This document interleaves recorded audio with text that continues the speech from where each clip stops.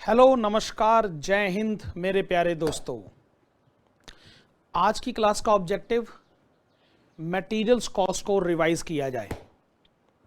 वैसे materials cost की आपने टोटल 9 क्लासेस अटेंड करी, जिसमें बड़े सारे प्रैक्टिकल क्वेश्चंस, बहुत सारे थ्योरी के नोट्स कवर हुए। अब मैं सोचता हूं कि एक क्लास ऐसी आज की रिकॉर्ड करी जाए कि जिसमें सारे के सारे कंसेप्ट्स थ्योरेटिकली और प्रैक्टिकली रिवाइज करे जाएं। आइए जी शुरू करते हैं। पॉइंट नंबर 1, मैं एक बार फिर से आपको याद दिला दूं, रिवीजन क्लास में आपको सिर्फ सुनना है, देखना है, लेकिन लिखने की आवश्यकता बिल्कुल नहीं। सुनेगा जी। जहां तक इस चैप्टर के कवरेज का सवाल है,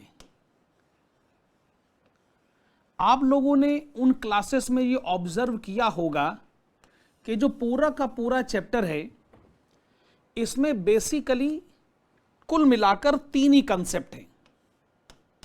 वो 3 कंसेप्ट कौन से हैं? उसको एक मैं कह सकता हूं परचेजेस, दूसरे को मैं कह सकता हूं कंजम्पशन, और तीसरी एक्टिविटी का नाम हो गया स्टोरेज। पूरा का पूरा मटेरियल्स कॉस्ट का जो चैप्टर है वो 3 स्टेजेस में क्लासिफाई करा जा सकता है।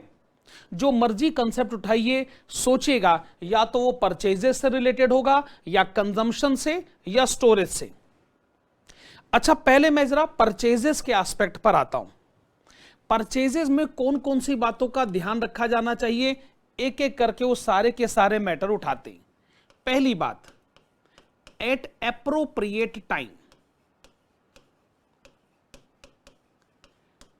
परचेजिंग के बारे में यह बात हमेशा कही जाती है कि वो एप्रोप्रिएट टाइम पर होनी चाहिए, यानी neither too late nor too early. जो उसका एप्रोप्रिएट टाइम है, ऐसा भी नहीं होना चाहिए कि एकदम आखिर में जाके आप मटेरियल की परचेजिंग करें। हालांकि जो जस्ट इन टाइम JIT की परचेजिंग पॉलिसी है, उसमें इस तरीके की पॉलिसी अडॉप्ट करी जाती है, लेकिन आप ये बात जानते हैं कि JIT पॉलिसी हर बिजनेस को सूटेबल नहीं है। उसकी कुछ एसेंशियल रिक्वायरमेंट्स हैं। अगर वो एसेंशियल रिक्वायरमेंट्स आप फुलफिल करते हैं तो ऑफ कोर्स आप परचेजिंग इमीडिएटली बिफोर कंजम्पशन कर सकते हैं, ठीक है। लेकिन अगर मैं नॉर्मल सिचुएशन के बारे में बात करूं, आप जरा सोचिएगा कि भाई परचेजिंग किस समय होनी चाहिए, कंजम्पशन से कितने टाइम पहले परचेजिंग हो जानी चाहिए। हमेशा ध्यान रखें, परचेजिंग का एक एप्रोप्रिएट टाइम होता है, ना उससे पहले ना उसके बाद। अगर आप टाइमिंग को लेके गड़बड़ करोगे तो होगा क्या कि इन्वेंट्री कॉस्ट आपकी बढ़ेगी। अगर आप बहुत जल्दी सामान खरीद लोगे तो इसका मतलब यह हुआ कि आपको स्टोरेज कॉस्ट के बारे में ज्यादा चिंता करनी पड़ सकती है। और अगर देरी से सामान खरीदोगे तो हो सकता है कि एन मौके पे सामान मिले ही ना, और जो कंजम्पशन की आपकी रिक्वायरमेंट है वो अगर पूरी नहीं हुई तो मेरे भाई, अगर मटेरियल कंज्यूम नहीं हुआ तो ना ही प्रोडक्शन होगा और ना ही आप सेल अचीव कर पाओगे। तो उस बैलेंसिंग की सिचुएशन को लाना अति आवश्यक है। तो परचेजिंग एप्रोप्रिएट टाइम पर करी जानी चाहिए। ये आप सोचिए कि आपके बिजनेस का वो एप्रोप्रिएट टाइम कौन सा है। दूसरी बात, परचेजिंग को लेकर ये हमेशा होनी चाहिए at favourable prices. At favourable prices. देखो मेरे भाई, मेरी बात ध्यान से सुनिए। अगर आप परचेजिंग करते हैं तो भी परचेजिंग होलसेल मार्केट से भी हो सकती है, रिटेल मार्केट से भी हो सकती है। हो सकता है आपके बिजनेस को इंटरनेशनल मार्केट से सामान खरीदना पड़े, हो सकता है बल्क परचेजिंग करनी हो। आप जरा ये सोचेगा कि कहां पे कौन सा प्राइस एप्लीकेबल होता है, खास तौर पे तब जब आपको सामान अच्छी खासी क्वांटिटी में परचेज करना हो। जब बहुत ज्यादा क्वांटिटी में परचेज करना हो और बल्क परचेजिंग करी जाए तो ऑफ कोर्स उसमें डिस्काउंट की सिचुएशन को नेगोशिएट करने के बड़े सारे ऑप्शंस हो सकते हैं। तो अगर पहली बात ये इंपॉर्टेंट है कि वो एप्रोप्रिएट टाइम पर खरीदी जानी चाहिए, तो दूसरा फैसला ये भी उठता है कि एप्रोप्रिएट प्राइस कौन सा हो सकता है। मैं कई बार क्लास में कहता भी तो हूं कि भाई, अगर आपको घर के लिए सब्जी भी खरीदनी है थोड़ी थोड़ी करके खरीदनी है तो घर के पास की दुकान से खरीद लीजिए, लेकिन सब्जी मंडी जाकर खरीदेंगे तो तभी जब बहुत ज्यादा क्वांटिटी में परचेज करना हो, और वहां पर आपको सस्ता भी पड़ सकता है। तो जो लोकल एग्जाम्पल इतने बढ़िया हो सकते हैं, तो मेरे भाई फिर नेशनल और इंटरनेशनल एग्जाम्पल भी इसी कंटेक्स्ट में सोचे जाने चाहिए। तो परचेजिंग में टाइम का जरूर ध्यान रखिएगा और परचेजिंग में प्राइस का भी जरूर ध्यान रखिएगा। इसका मतलब ये हो गया कि बिजनेसमैन जो है वो हमेशा अवेयर रहना चाहिए, उसके पास पूरी नॉलेज होनी चाहिए। किस कंटेक्स्ट में? Aware of different prices in different markets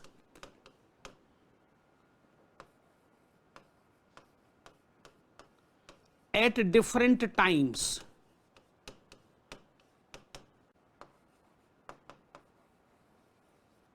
मेरे भाई देखो, अल्टीमेटली तो आपको अपना प्रॉफिट बढ़ाना है। प्रॉफिट बढ़ाने के दो ही तरीके हो सकते हैं, या तो सेल बढ़ाइए या कॉस्ट कम करिए। सेल बढ़ाना हो सकता है कॉम्पिटिटिव वर्ल्ड में बड़ा मुश्किल काम हो भाई, लेकिन अभी तो मटेरियल कॉस्ट का चैप्टर है भाई। टोटल कॉस्ट में मटेरियल कॉस्ट बड़ा सिग्निफिकेंट पार्ट हो सकता है। पेन बनाने के बारे में, कैलकुलेटर बनाने के बारे में, फोन के लिए और ये चश्मे के लिए और बहुत कुछ। मटेरियल कॉस्ट बड़ा इंपॉर्टेंट फैक्टर है। बड़े सारे बिजनेस हाउसेस में तो मटेरियल कॉस्ट टोटल कॉस्ट का 70-80% भी होता है। तो मटेरियल कॉस्ट कैसे कम हो सकता है, इसके लिए आपको यह मालूम होना चाहिए कि जो भी मटेरियल आपके बिजनेस में यूज होता है उसके क्या क्या प्राइसेस हैं डिफरेंट मार्केट्स में, डिफरेंट टाइम्स में, डिफरेंट कंडीशंस में, और आपको सस्ते रेट पर बढ़िया क्वालिटी का रॉ मटेरियल परचेज करना है। इसके लिए आपको एक पॉलिसी फ्रेम करनी पड़ेगी। ये आपके बिजनेस के फायदे में जाएगा भाई। मटेरियल कॉस्ट अगर कम करोगे तो टोटल कॉस्ट कम होगा, तो ऑटोमेटिकली प्रॉफिट के बढ़ने के चांसेस तो आपके सामने आएंगे ही। तो पहला इश्यू हमारे पास क्या था? परचेजेस को लेकर ठीक ठाक डिस्कशन इसके ऊपर हो चुका है। मैं डिस्कशन को आगे बढ़ाता हूं। दूसरा मैटर हमारे सामने आता है कंजम्पशन। देखो भाई, कंजम्पशन को लेकर ना जो सबसे बड़ा यार्डस्टिक है वो ये है कि जितना भी मटेरियल प्रोडक्शन डिपार्टमेंट को चाहिए, जिस समय चाहिए, आपको एक ऐसा सिस्टम डेवलप करना पड़ेगा। उस सिस्टम को लेकर यह बात इंश्योर करनी पड़ेगी कि प्रोडक्शन रुक नहीं जाना चाहिए। भाई प्रोडक्शन डिपार्टमेंट ने अगर आपसे सामान मंगाया है, स्टोर से सामान मंगाया है, तो स्टोर डिपार्टमेंट इस बात को इंश्योर करे कि रॉ मटेरियल उसके पास है। आप प्रोडक्शन डिपार्टमेंट को यह नहीं कह सकते कि भैया क्या प्रोडक्शन रोक दो, अभी रॉ मटेरियल हमारे पास नहीं है, अभी हम मार्केट में जाके खरीद के लाएंगे। नहीं, यह बात अपने आप में गलत है। तो हमेशा इस बात को इंश्योर करें। किस बात को इंश्योर करें? It is to be ensured that sufficient quantity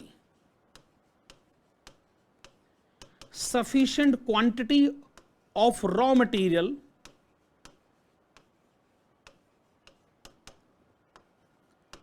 is made available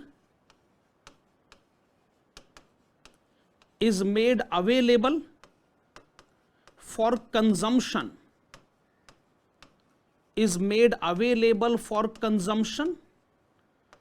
as and when required। देखो, किसी भी बिजनेसमैन को सबसे ज्यादा प्यारा क्या हो सकता है? जवाब है सेल्स। सेल्स किस बात पे डिपेंड करता है? जवाब है प्रोडक्शन। प्रोडक्शन किस बात पे डिपेंड करता है? जवाब है अवेलेबिलिटी ऑफ रॉ मटेरियल।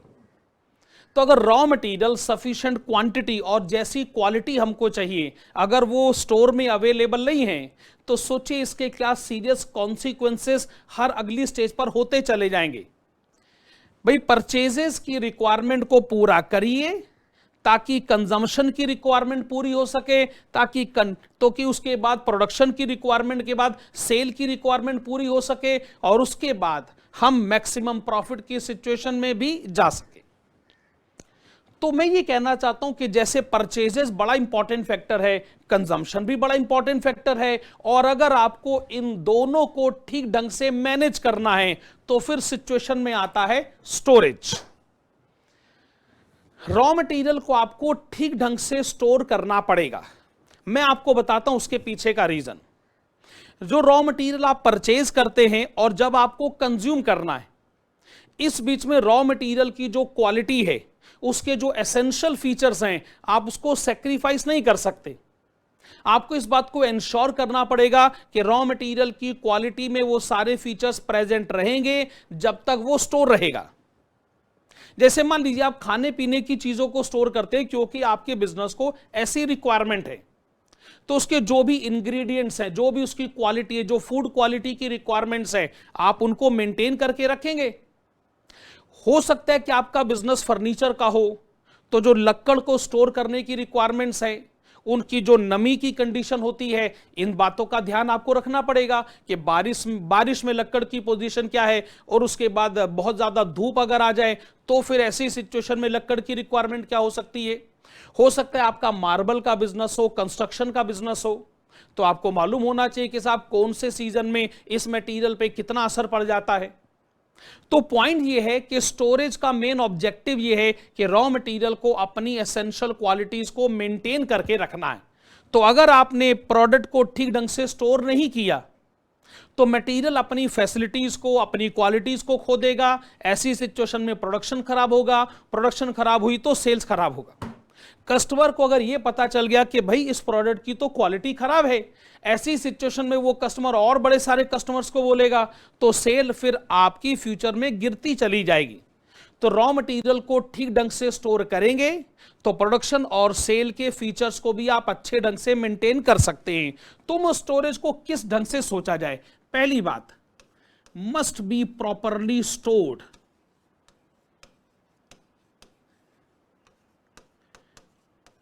दूसरी बात मैं क्या कह सकता हूं कि जो भी उसके क्वालिटी फीचर्स हैं वो आपको मेंटेन करके रखने।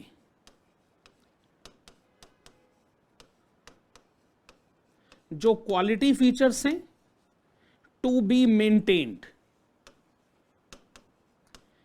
एक बात और भी है स्टोरेज को लेकर, अगर आप प्रॉपरली स्टोर करोगे तो इससे क्या होगा कि रॉ मटेरियल के में जो फ्रॉड के चांसेस होते हैं, आप उनको मिनिमाइज कर सकते हैं। इस कंटेक्स्ट में मैं आपको वो एग्जांपल देना चाहूंगा जो मेन क्लासेस में भी दिया जाता रहा है, और वो है हॉस्पिटल्स को लेकर। हॉस्पिटल्स में आप जानते हो दवाइयों का, इंजेक्शंस का स्टॉक रखा जाता है। अच्छा, गवर्नमेंट हॉस्पिटल में आप लोगों ने ऐसी खबरें सुनी होंगी, साहब दवाइयां, इंजेक्शन चोरी हो गए, शायद वहां ये नॉर्मल सा फीचर होगा। लेकिन जब मैं प्राइवेट हॉस्पिटल्स के बारे में बात करता हूं, चूंकि वहां कंट्रोल बड़ा स्ट्रिक्ट है, तो वहां पे फ्रॉड होने के, चोरी होने के जो चांसेस है ना, वो बड़े कम हो जाते। तो होता यह है कि अगर आप अपने रॉ मटेरियल को ठीक ढंग से स्टोर करते हो, प्रॉपर कंट्रोल्ड वे में सारी की सारी सिचुएशन मैनेज करते हैं, तो फ्रॉड के चांसेस भी ऐसी सिचुएशन में मिनिमाइज लेवल पर लाए जा सकते हैं। मेरे प्यारे बच्चों, मटेरियल कॉस्ट के चैप्टर की रिवीजन की शुरुआत हो चुकी है। हम लोगों ने पहला कंसेप्ट डिस्कस कर लिया है, जिसमें मैंने बताया कि पूरा का पूरा चैप्टर जो है वो कवर करता है 3 एस्पेक्ट्स को, एक परचेजेस, दूसरा कंजम्पशन और तीसरा स्टोरेज। बढ़ते हैं अगले कंसेप्ट की तरफ। दूसरा कंसेप्ट है मटेरियल टर्नओवर रेशो, यानी रॉ मटेरियल टर्नओवर रेशो। फार्मूले की सेंस में कहें तो ये क्या है? Raw material consumed during the period divided by average stock of raw material which is maintained during such period. लेकिन फार्मूले से कहां कंसेप्ट समझ में आता है भाई? तो कंसेप्ट को समझने के लिए मैं एक काम करता हूं, मैं आपके सामने 3 एग्जाम्पल्स लेकर आता हूं।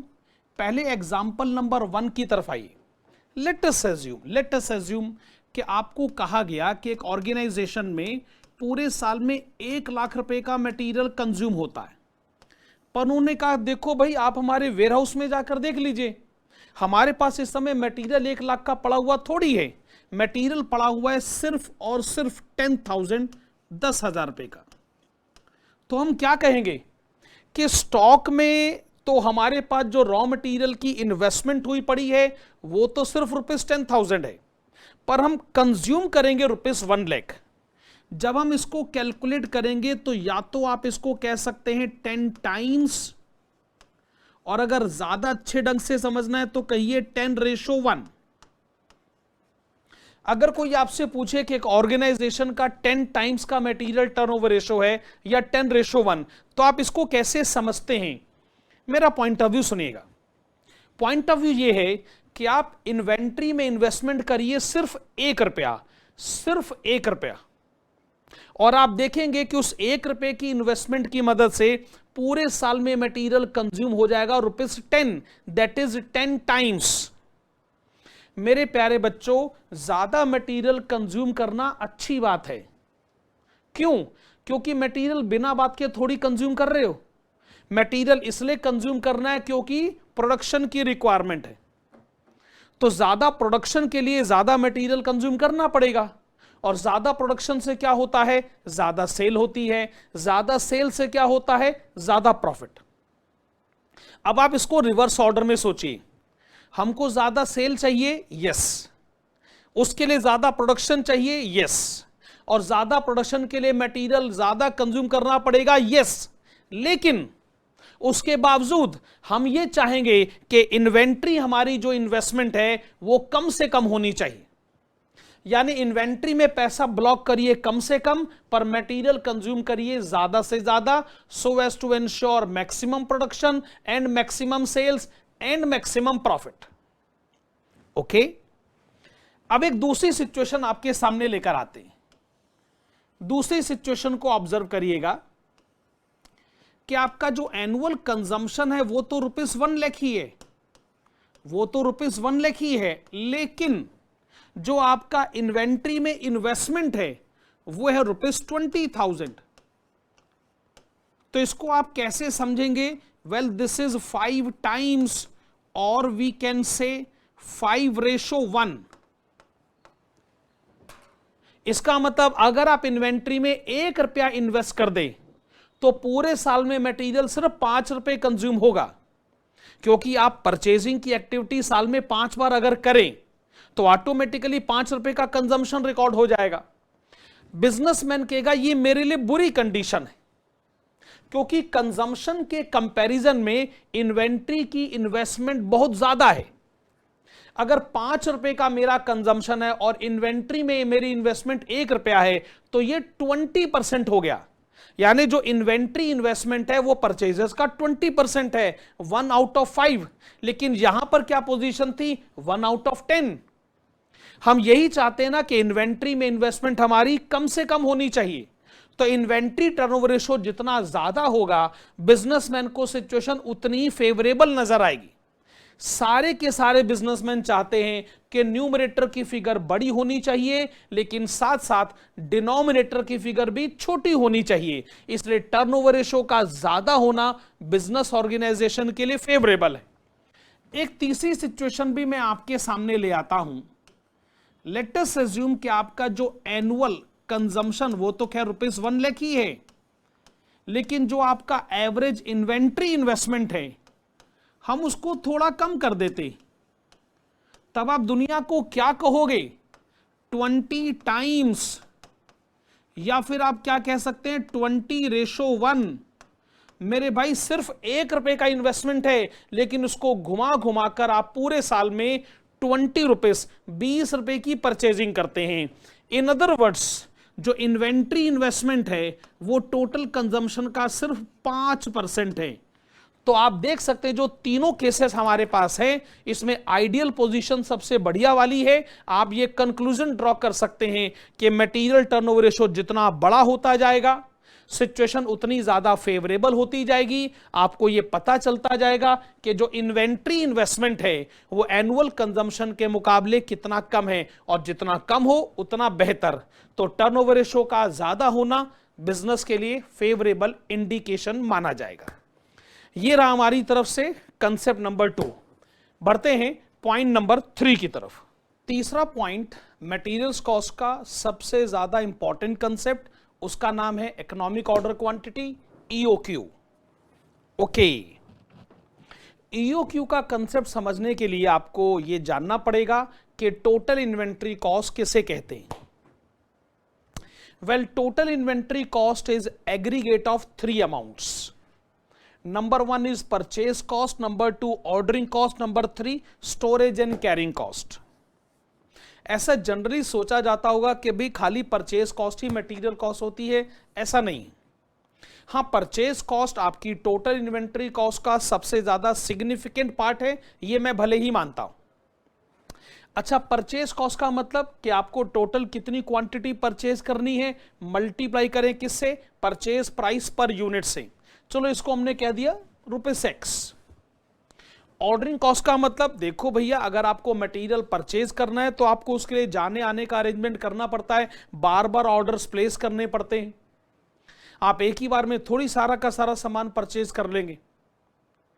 देखो जी, ऐसा है, ये जो ऑर्डरिंग कॉस्ट है ना, आप इसको ऐसे सोचिए कि कितनी बार आपको ऑर्डर्स प्लेस करना पड़ता है और एक ऑर्डर की आपकी कॉस्ट कितनी। जैसे मान लीजिए कि आपने पूरे साल में जो रॉ मटेरियल परचेज किया है, हर महीने में आप एक बार मटेरियल परचेज करते हैं, तो पूरे साल में फिर आपके 12 ऑर्डर्स हो गए। और एक एक ऑर्डर की कॉस्ट अगर आपको मालूम चल जाए कि एक बार आने जाने का खर्चा कितना होता है या पूरे सिस्टम को कंट्रोल और मैनेज करने का खर्चा कितना होता है, आप जैसे उसको मल्टीप्लाई करेंगे आपको अपनी टोटल ऑर्डरिंग कॉस्ट पता चलेगी ऑब्वियसली। तीसरी कॉस्ट है स्टोरेज एंड कैरिंग कॉस्ट, यानी जो मटेरियल आप परचेज करते हैं आपको उसको संभाल के रखना पड़ता। उसके लिए आपको यह जानना जरूरी है कि आपको ऑन एन एवरेज कितनी क्वांटिटी को संभालना पड़ता। इसको हम लोग क्या कहेंगे, एवरेज क्वांटिटी इन स्टोर। भाई कभी कभार मैक्सिमम क्वांटिटी लेवल पर भी पहुंचते हैं तो कभी कभार मिनिमम क्वांटिटी लेवल पर भी आते हैं, लेकिन एवरेज क्वांटिटी हमको यह मैसेज देने में कामयाब है कि कितनी क्वांटिटी एक टाइम पर ऑन एन एवरेज स्टोर करी जाती है या वेयर हाउस में रखी जाती है। फिर उसको किससे मल्टीप्लाई करना पड़ता है कि एक यूनिट को एक साल तक स्टोर करने का, कैरी करने का आपका कॉस्ट कितना है। तो फार्मूला तो बड़ा सिंपल है जी, कंसेप्ट भी बड़ा सिंपल है कि टोटल इन्वेंट्री कॉस्ट है एग्रीगेट ऑफ दीज 3 अमाउंट्स। और हर परचेज पॉलिसी का अल्टीमेट ऑब्जेक्टिव ये होना चाहिए कि टोटल इन्वेंट्री कॉस्ट को मिनिमम लीस्ट लेवल पर लाया जा सके। उसके लिए यह जानना बहुत जरूरी है कि इकोनॉमिक ऑर्डर क्वांटिटी क्या है। इकोनॉमिक ऑर्डर क्वांटिटी क्या है यह जानने के लिए मैं जरा अगली स्लाइड पर आना चाहूंगा। देखिए जी, अब मैं आपके सामने ना परचेजिंग के कुछ ऑप्शंस डिस्कस करना चाहूंगा। एक एजम्पशन लेते हैं कि आपकी जो एनुअल रिक्वायरमेंट है वो है 12,000 kgs। तो इस एनुअल रिक्वायरमेंट को प्रोक्योर करने के या परचेज करने के पॉसिबली बहुत सारे केसेस हो सकते हैं। मैं वो सारे केसेस तो नहीं बता रहा, पर कुछ केसेस आपको जरूर बताता हूं। वेल, पहला केस तो ये है कि सिर्फ एक ही ऑर्डर होना चाहिए, सिर्फ एक ऑर्डर होना चाहिए और उस एक ऑर्डर का जो साइज हो, मेरा मतलब है ऑर्डर साइज, वो ऑर्डर साइज हो 12,000 kgs। जब आप कहते हैं कि आपकी रिक्वायरमेंट 12,000 kgs है तो एक ही बार में पूरे के पूरे 12,000 किलो को इकट्ठे खरीद लीजिए। Order size 12,000 kgs। ओके, एक दूसरा ऑप्शन ये हो सकता है कि भाई आप साल में 2 बार ऑर्डर दें, 2 बार आप परचेजिंग करें और जो ऑर्डर साइज है OS वो हो गया 6,000 kgs। अगर आप 6,000 किलो को 2 बार खरीदोगे तो भी तो आपके 12,000 kgs हुए। Perfect perfect. तीसरा ऑप्शन ये हो सकता है कि आप पूरे साल में 3 बार ऑर्डर दें, लेकिन हर ऑर्डर का जो साइज होना चाहिए, ऑर्डर साइज, वो होगा 4,000 kgs ईच। तो इससे आपकी 12,000 kgs की रिक्वायरमेंट पूरी होती है। चलिए एक ऑप्शन और लेते हैं, 4 ऑर्डर्स और हर ऑर्डर का जो साइज हो वो होना चाहिए 3,000 kgs। ऐसा करने से भी 12,000 kgs आ गए। चलो एक और लेते हैं, that is 6 orders during the year और हर ऑर्डर का साइज होना चाहिए 2,000 kgs। वैसे मैं एक केस और भी लेना चाहता हूं पर मेरे पास स्पेस नहीं रहा, और ये कि मैं पूरे साल में 12 ऑर्डर दूं और हर ऑर्डर में खरीदूं मैं 1,000 किलोग्राम। वो और भी बड़े सारे ऑप्शंस हो सकते हैं, पर इसमें हर एक ऑप्शन की अपनी अपनी कॉम्प्लिकेशंस हैं। अगर आप कहते हो जी एक ही बार में सारा सामान खरीदते हैं, वेल अच्छी बात है, एक ही बार में सारा सामान खरीदेंगे, सारा काम एक बार में निपट जाएगा। लेकिन अगर आप 12,000 केजीज इकट्ठे खरीदोगे तो आपको इसको स्टोर करने के लिए एक बड़ा वेयर हाउस चाहिए। 12,000 किलोग्राम, बड़े वेयर हाउस का मतलब आप समझते हैं साहब? अगर आप मान लीजिए साहब बड़ा वेयर हाउस लेते हैं, खुद का है तो बड़ा रेंट, तो डेप्रीसिएशन, या फिर अगर आप लेट आउट करवाते हैं किसी से तो ह्यूज अमाउंट ऑफ रेंट। अच्छा, उसके लिए इलेक्ट्रिसिटी बिल का भी एक प्रॉब्लम हो सकता है, ज्यादा स्टाफ अपॉइंट करना पड़ सकता है, ज्यादा उसमें आपको कैबिनेट्स बनाने पड़ सकते हैं। तो इसका मतलब अगर आप बड़ा वेयर हाउस लोगे तो इसका मतलब स्टोरेज एंड कैरिंग कॉस्ट के ह्यूज अमाउंट को आपको एब्जॉर्ब करना पड़ सकता है। अगर आप ऑर्डर साइज कम करेंगे तो इसका मतलब छोटा वेयर हाउस होता जाएगा, और अगर आप ऑर्डर साइज कम करते जाओगे तो वेयर हाउस का साइज और छोटा हो तो भी ठीक है, इससे आपकी कॉस्ट बचती है विदाउट एनी डाउट। लेकिन अगर आप एक बार में बड़ी कम क्वांटिटी खरीदते हो, जैसे अगर मैं 2000 केजीज का एग्जांपल लूं, तो आप इस बात को मानिए फिर आपको मार्केट में साल में 6 बार चक्कर लगाने पड़ेंगे। यानी ये जो परचेजिंग का जो सिस्टम है इसको 6 टाइम्स तक हैंडल करना पड़ सकता है। और अगर मैं मान लीजिए 12 ऑर्डर्स का केस ले लूं, यानी हर महीने में एक ऑर्डर, मैं अगर 24 ऑर्डर का केस लूं यानी हर 15 दिनों में एक ऑर्डर, मानते हैं कि ऑर्डर का साइज छोटा होता जाएगा, आपको कम क्वांटिटी की चिंता करनी है, आपका स्टोरेज एंड कैरिंग कॉस्ट बचता है, लेकिन बार बार मार्केट में चक्कर लगाने की आपकी कॉस्ट बढ़ती जाएगी। तो प्रॉब्लम क्या है कि एक तरफ एक कॉस्ट कम है, दूसरी कॉस्ट ज्यादा है, और दूसरी तरफ उल्टी पोजीशन है। मेरे प्यारे बच्चों, हमको करनी है बैलेंसिंग। बैलेंसिंग किस सेंस में, मैं फिर से पिछली स्लाइड पर आता हूं कि परचेज कॉस्ट को थोड़ी देर के लिए मारो गोली, सारा का सारा खेल जो है ना वो ऑर्डरिंग कॉस्ट और स्टोरेज एंड कैरिंग कॉस्ट के पास है। अगर मैं मान लीजिए, मैं फिर से यहां आता हूं, अगर मैं एक ही ऑर्डर में सारा सामान खरीदता हूं तो उससे होगा क्या कि मेरी storage and carrying cost abnormally high level पर पहुंच जाएगी। हालांकि मेरी ऑर्डरिंग कॉस्ट उसमें कम होती है। मेरा अल्टीमेट ऑब्जेक्टिव क्या होना चाहिए?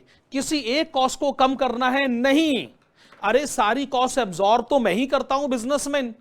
मेरा अल्टीमेट ऑब्जेक्टिव होना चाहिए कि ये जो दो कॉस्ट हैं इसका अगर टोटल मिनिमाइज किया जा सके, इस कंडीशन पर कि परचेज कॉस्ट तो इन एनी केस वही रहेगा। हालांकि परचेज कॉस्ट भी बदलता है, ये आप पढ़ चुके हैं। इकोनॉमिक ऑर्डर क्वांटिटी के जब एडवांस लेवल क्वेश्चंस आते हैं, खास तौर पे वो क्वेश्चन जिसमें डिस्काउंट पिक्चर में आता है, तो परचेज कॉस्ट भी अपना रोल प्ले करता है। लेकिन अगर डिस्काउंट के मैटर पर मैं थोड़ी देर में आता हूं कि discount subject matter of discussion नहीं भी है, तो भी आपको ऑर्डरिंग कॉस्ट और स्टोरेज एंड कैरिंग कॉस्ट के टोटल को तो मिनिमम लेवल पर लाने की एक कोशिश करनी ही पड़ेगी। उस कोशिश को मेरे प्यारे बच्चों हम जिस नाम से पुकारते हैं उसका नाम है इकोनॉमिक ऑर्डर क्वांटिटी। मान लीजिए हम इस ऑप्शन पर एक डिसीजन लेते हैं, यानी अगर साल के 3 ऑर्डर हों, हर ऑर्डर में 4000 किलोग्राम खरीदे जाएं, और अगर इस सिचुएशन से ये एंश्योर हो जाए, क्या एंश्योर हो जाए कि ऑर्डरिंग कॉस्ट और स्टोरेज एंड कैरिंग कॉस्ट, मैं फिर कह रहा हूं ordering cost plus storage and carrying cost का जो टोटल आ रहा है, अगर ये एंश्योर हो जाए कि ये टोटल लीस लेवल पर आता है, तो ऑब्वियसली अगर ये गारंटी मुझे मिल जाए तो मैं इस लेवल को कह सकता हूं economic order quantity. So what is economic order quantity? Economic order quantity उस सिचुएशन को कहते हैं जहां पहली बात टोटल इन्वेंट्री कॉस्ट मिनिमम है, और अगर परचेज कॉस्ट कहे कि मैं इंपॉर्टेंट फैक्टर नहीं हूं, यानी डिस्काउंट का केस नहीं है, तो ऐसी सिचुएशन में ऑर्डरिंग कॉस्ट और स्टोरेज कैरिंग कॉस्ट का जो टोटल है अगर वही मिनिमम लेवल पर आ जाए तो उसको भी हम इकोनॉमिक ऑर्डर क्वांटिटी की संज्ञा दे सकते हैं। Very good. तो इकोनॉमिक ऑर्डर क्वांटिटी यानी optimum level of order size, यानी एक एक बार में खरीदा गया रॉ मटेरियल का क्वांटिटी का लेवल जो मेरी टोटल इन्वेंट्री कॉस्ट को मिनिमम लेवल पर लाने की कोशिश करता है। ठीक है जी, वेरी गुड। अच्छा, अब मैं आपको इकोनॉमिक ऑर्डर क्वांटिटी के फार्मूले या उसके डेरिवेशन के बारे में कुछ बताना चाहूंगा। देखो जी, ऐसा है, जो इकोनॉमिक ऑर्डर क्वांटिटी का फार्मूला है उसमें जो एब्रीविएशन यूज होती हैं वो हर बुक में अलग अलग है। इससे कोई फर्क नहीं पड़ता है कि एब्रीविएशन क्या यूज हो रही है, सोचा ये जानना चाहिए कि जी इसका मतलब क्या है। जैसे हमने हर एक क्वेश्चन में क्या टर्म यूज किया है, square root of 2UP divided by S। U का मतलब क्या लिया जाता है, well this is annual usage of raw material. P का मतलब हम क्या लेते हैं, this is cost of placing and receiving one order, cost per order. अच्छा जी, S का मतलब हम क्या लेते हैं, well this is storage and carrying cost, storage and carrying cost per unit per annum. Okay, आपको ध्यान होगा मेन क्लासेस में बड़े सारे क्वेश्चंस करने के बाद हमने कंक्लूजन एस्टेब्लिश किया था। वो कंक्लूजन क्या था, मैं आपका ध्यान उस कंक्लूजन पर ले आता हूं। वो ये था, at EOQ level, EOQ level पर एक सिचुएशन ऑब्जर्व करी जाती है और वो सिचुएशन क्या होती है, ordering cost is equal to storage and carrying cost. यह सिचुएशन ऑब्जर्व करी जाती है ना, EOQ लेवल पर जो ऑर्डरिंग कॉस्ट है वो स्टोरेज एंड कैरिंग कॉस्ट के इक्वल होता है।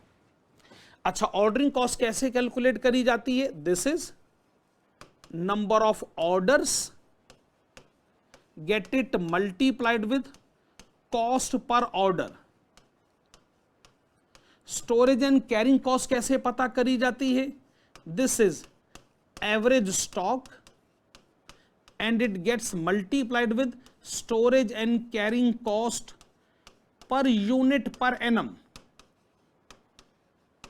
Okay, number of orders, अगर आपकी एनुअल रिक्वायरमेंट है U, जैसा मैंने बताया, अगर मैं उसको डिवाइड कर दूं एक बार में खरीदी गई क्वांटिटी से यानी EOQ, इससे मुझे पता चल जाएगा कि साल भर में जो मटेरियल की परचेजिंग होती है उसके टोटल ऑर्डर्स कितने हैं।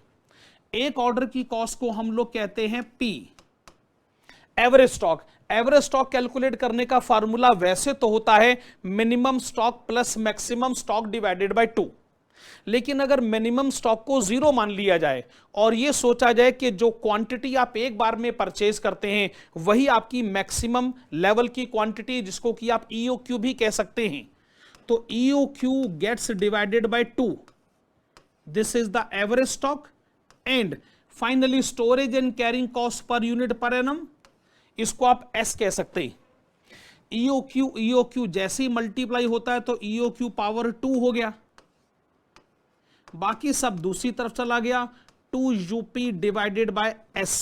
और अगर आप एक तरफ से पावर 2 हटाना चाहें तो EOQ किसके इक्वल हो जाएगा, square root of 2UP divided by S। मैं फिर कहूंगा, U का मतलब है annual usage of raw material, P stands for cost per order and S storage and carrying cost per unit per annum. Okay ji, सारी बातें आप लोगों ने पढ़ी हुई हैं, सब रिवाइज किया जा रहा है जी। तो फार्मूला हो गया और डेरिवेशन हो गया। आपको ध्यान होगा कि EOQ में हम लोगों ने उसके ग्राफिकल रिप्रेजेंटेशन पर भी जोर दिया था।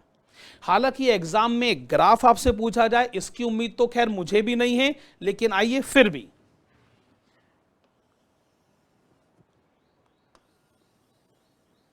इसके ग्राफिकल रिप्रेजेंटेशन में आप जानते ही हैं कि जो एक्स एक्सिस है उस पे तो ऑर्डर साइज का रिप्रेजेंटेशन होता है और जो वाई एक्सिस है उसमें ऑर्डरिंग कॉस्ट और कैरिंग कॉस्ट का रिप्रेजेंटेशन होता है।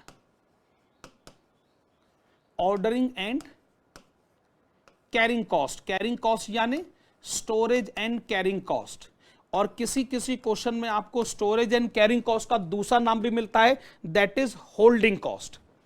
ओके, सिस्टम क्या है,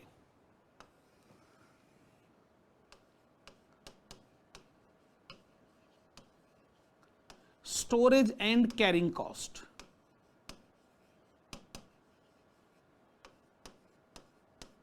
देखो, अगर आप एक बार में थोड़ी सी क्वांटिटी परचेज करोगे, ऑर्डर साइज थोड़ा सा होगा, तो आप छोटे वेयरहाउस से ही काम चला लोगे साहब, क्योंकि थोड़ी क्वांटिटी को स्टोर करने के लिए छोटा ही वेयरहाउस चाहिए, और छोटे वेयरहाउस को मेंटेन करने की कॉस्ट फिर कम ही होती है। पर जैसे जैसे आपका ऑर्डर साइज बड़ा होता जाएगा, वैसे वैसे आपको बड़ा स्टोर चाहिए, बड़ा वेयरहाउस चाहिए रॉ मटेरियल को संभाल के रखने के लिए। तो ज्यादा रेंट, ज्यादा डेप्रीसिएशन, ज्यादा सैलरी, ज्यादा इलेक्ट्रिसिटी बिल, तो ऑर्डर साइज के बढ़ने से स्टोरेज एंड कैरिंग कॉस्ट का इंपैक्ट भी बढ़ता है। ठीक बात है। फिर उसके बाद हमारे पास आता है ऑर्डरिंग कॉस्ट।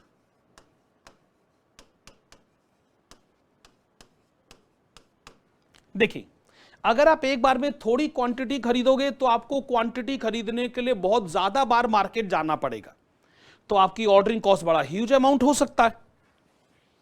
लेकिन जैसे जैसे ऑर्डर साइज बढ़ता जाएगा, वैसे वैसे नंबर ऑफ टाइम्स डिक्रीज होता जाता है, तो ऑर्डर साइज के बढ़ने से ऑर्डरिंग कॉस्ट में गिरावट होती है। हम क्या देख रहे हैं कि एक कॉस्ट बढ़ती है और दूसरी कॉस्ट घटती। एक ऐसी सिचुएशन आती है कि जिसमें इन दोनों का जो टोटल है वो मिनिमम लेवल पर आता है, और वो बड़े आराम से कैसे इंडिकेट किया जाता है, इस तरीके से ये इसके टोटल को रिप्रेजेंट करता है। और ये जो टोटल है, यहां पे जाके ऑप्टिमम लेवल की सिचुएशन ऑब्टेन होती है, जिसको हम EOQ के नाम से जानते हैं। अगर हम किसी और सिचुएशन में जाएंगे ना, तो हमको टोटल कॉस्ट ज्यादा ही नजर आएगा। जैसे मान लीजिए अगर मैं इस सिचुएशन पे जाता हूं, तो मुझे ऑर्डरिंग कॉस्ट इतनी नजर आती है यहां से लेके यहां तक, और स्टोरेज एंड कैरिंग कॉस्ट इतनी नजर आती है यहां से लेके यहां तक।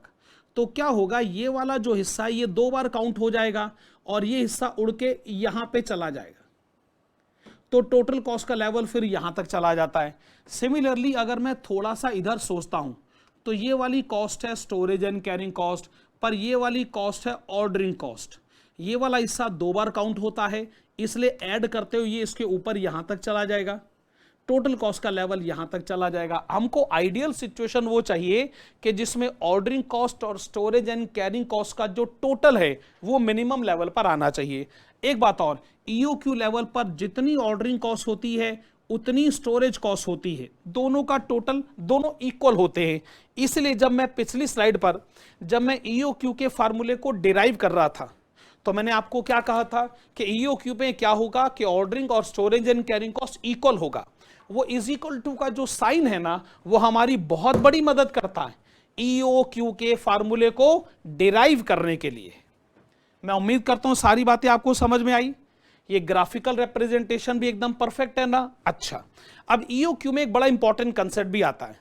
जब आप इसके प्रैक्टिकल क्वेश्चन हैंडल करते हैं, तो आप ये पाते हैं कि EOQ लेवल पर जब ऑर्डरिंग कॉस्ट और स्टोरेज एंड कैरिंग कॉस्ट को इंडिविजुअली कैलकुलेट किया जाए, वहां तक तो पोजीशन ठीक रहती है, पर कई बार इन दोनों के टोटल को इकट्ठे एक शॉर्टकट फार्मूले से कैलकुलेट किया जाता है। और वो शॉर्टकट फार्मूला क्या है? Well, this is equal to square root of 2 UPS। मैं आपको बताना चाहूंगा ये शॉर्टकट फार्मूला कैसे डेवलप होता है। बहुत आसान है।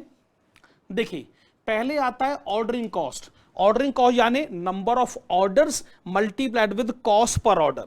नंबर ऑफ ऑर्डर्स कैसे पता चलते हैं? जो आपकी एनुअल रिक्वायरमेंट है, आप उसको डिवाइड कर दे EOQ से, इससे आपको नंबर ऑफ ऑर्डर्स पता चलेंगे। To get it multiplied with cost per order, that is P plus. Now storage and carrying cost के लिए पहले आपको चाहिए average stock. Average stock calculate करने का सिस्टम है EOQ divided by 2।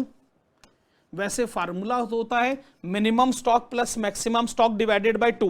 Minimum stock को 0 माना जाता है और EOQ आपका मैक्सिमम स्टॉक हो गया, क्योंकि आप एक बार में जो क्वांटिटी खरीदेंगे वही आपके स्टोर में मैक्सिमम लेवल तक जाएगी। Then get it multiplied with storage and carrying cost per unit per annum. कुल मिलाकर सिचुएशन ऐसे हो जाती। अच्छा, जब आप इसको आगे बढ़ाते EOQ और 2, इसका जब एलसीएम लिया जाए, this is 2 times EOQ। Okay, 2 इधर मल्टीप्लाई हो जाता है, 2 times U multiplied with P plus EOQ उधर जाता है। Well, this is EOQ power 2 and get it multiplied with S. Okay. Now 2 multiplied with U multiplied with P plus. अब देखिए EOQ power 2 है, EOQ का जो खुद का फार्मूला है वो है square root of 2 UP by S. Okay, अब पावर 2 है तो स्क्वायर रूट हटा दीजिए, तो वो किस में कन्वर्ट हो जाएगा, 2 UP डिवाइडेड बाय S. और फर्दर S से तो मल्टीप्लाई हो ही रहा है, और ये S और S कैंसिल भी हो जाता है, डिवाइडेड बाय 2 टाइम्स EOQ.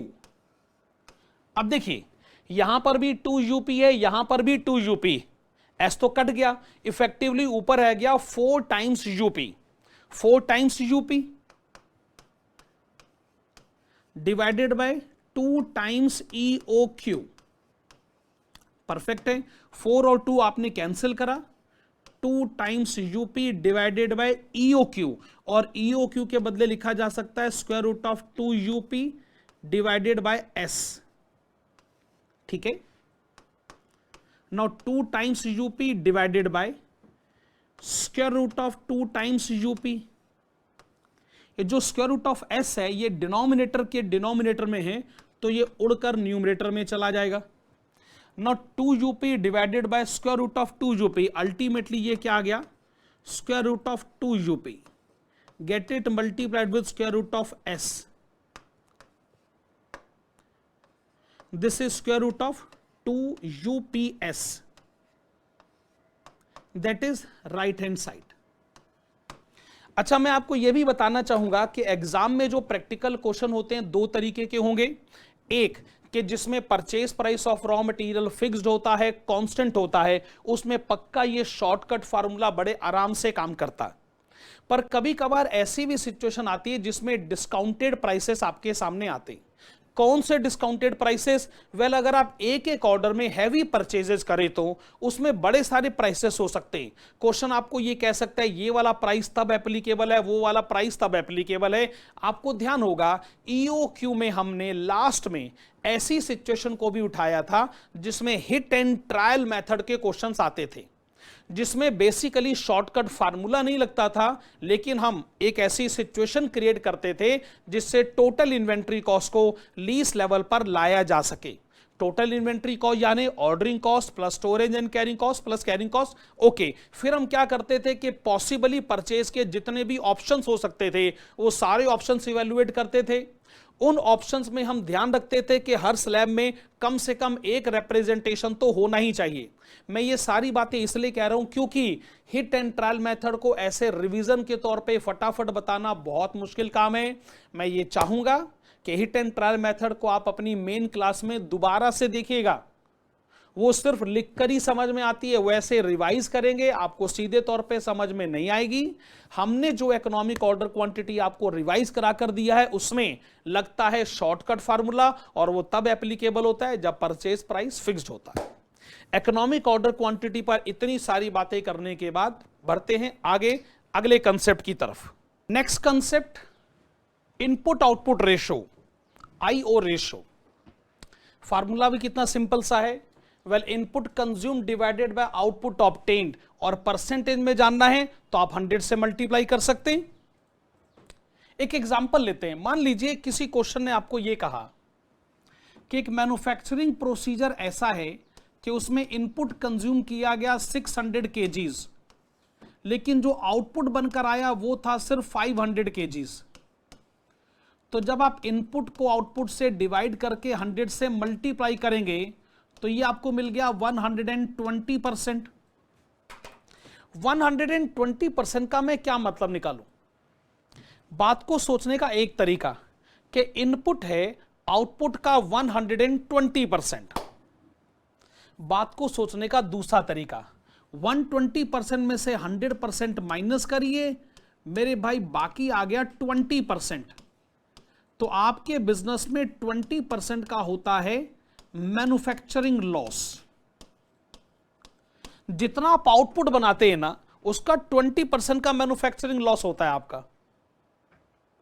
तो अगर यही ऑर्गेनाइजेशन आपको यह कहती कि हमारा IO रेशो है 120% से ज्यादा, 150%, 180%, तो आप कहते हैं कि अरे सर सिचुएशन तो बहुत खराब है। तो अगर हाई आईओ रेशो होगा तो इसका मतलब वो बैड सिचुएशन को रिप्रेजेंट करेगा। बैड सिचुएशन का मतलब मैन्युफैक्चरिंग लॉस बहुत ज्यादा है, high manufacturing loss, high level of manufacturing loss. भाई मैन्युफैक्चरिंग लॉस कौन पसंद करेगा? हम क्यों चाहेंगे कि भला ज्यादा से ज्यादा मैन्युफैक्चरिंग लॉस हो? बिल्कुल नहीं। और अगर आपकी ऑर्गेनाइजेशन में आईओ रेशो ज्यादा है तो ये टाइम है इस बात का कि आप प्रोडक्शन मैनेजर से सवाल करें, एक्सप्लेनेशन फ्रॉम प्रोडक्शन मैनेजर। भाई मैन्युफैक्चरिंग की सारी जिम्मेदारी तो इन्हीं भाई साहब की है ना। अगर इन्होंने कोई गलत काम किया है या फिर काम सही नहीं करा, अप टू द मार्क नहीं करा, तो जवाब तो यही भाई साहब देंगे। आखिरकार ऐसा क्यों है? आखिरकार आईओ रेशो इतनी ज्यादा क्यों है? मेरे प्यारे बच्चों, अगर यही आईओ रेशो कम है, जैसे 120% का एग्जाम्पल मैं ले रहा था, मान लीजिए खाली 110%, यानी सिर्फ 10% का मैन्युफैक्चरिंग लॉस वाजिबा। लेट अस अज्यूम ओनली 102%, सिर्फ 2% का manufacturing loss. Again let us assume 100%, no manufacturing loss. तो अगर लो आईओ रेशो है तो सिचुएशन बहुत बढ़िया है, गुड सिचुएशन, फेवरेबल सिचुएशन।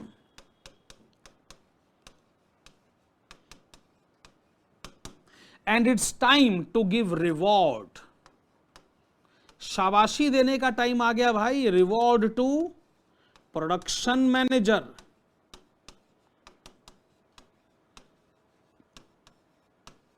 ठीक बात है ना?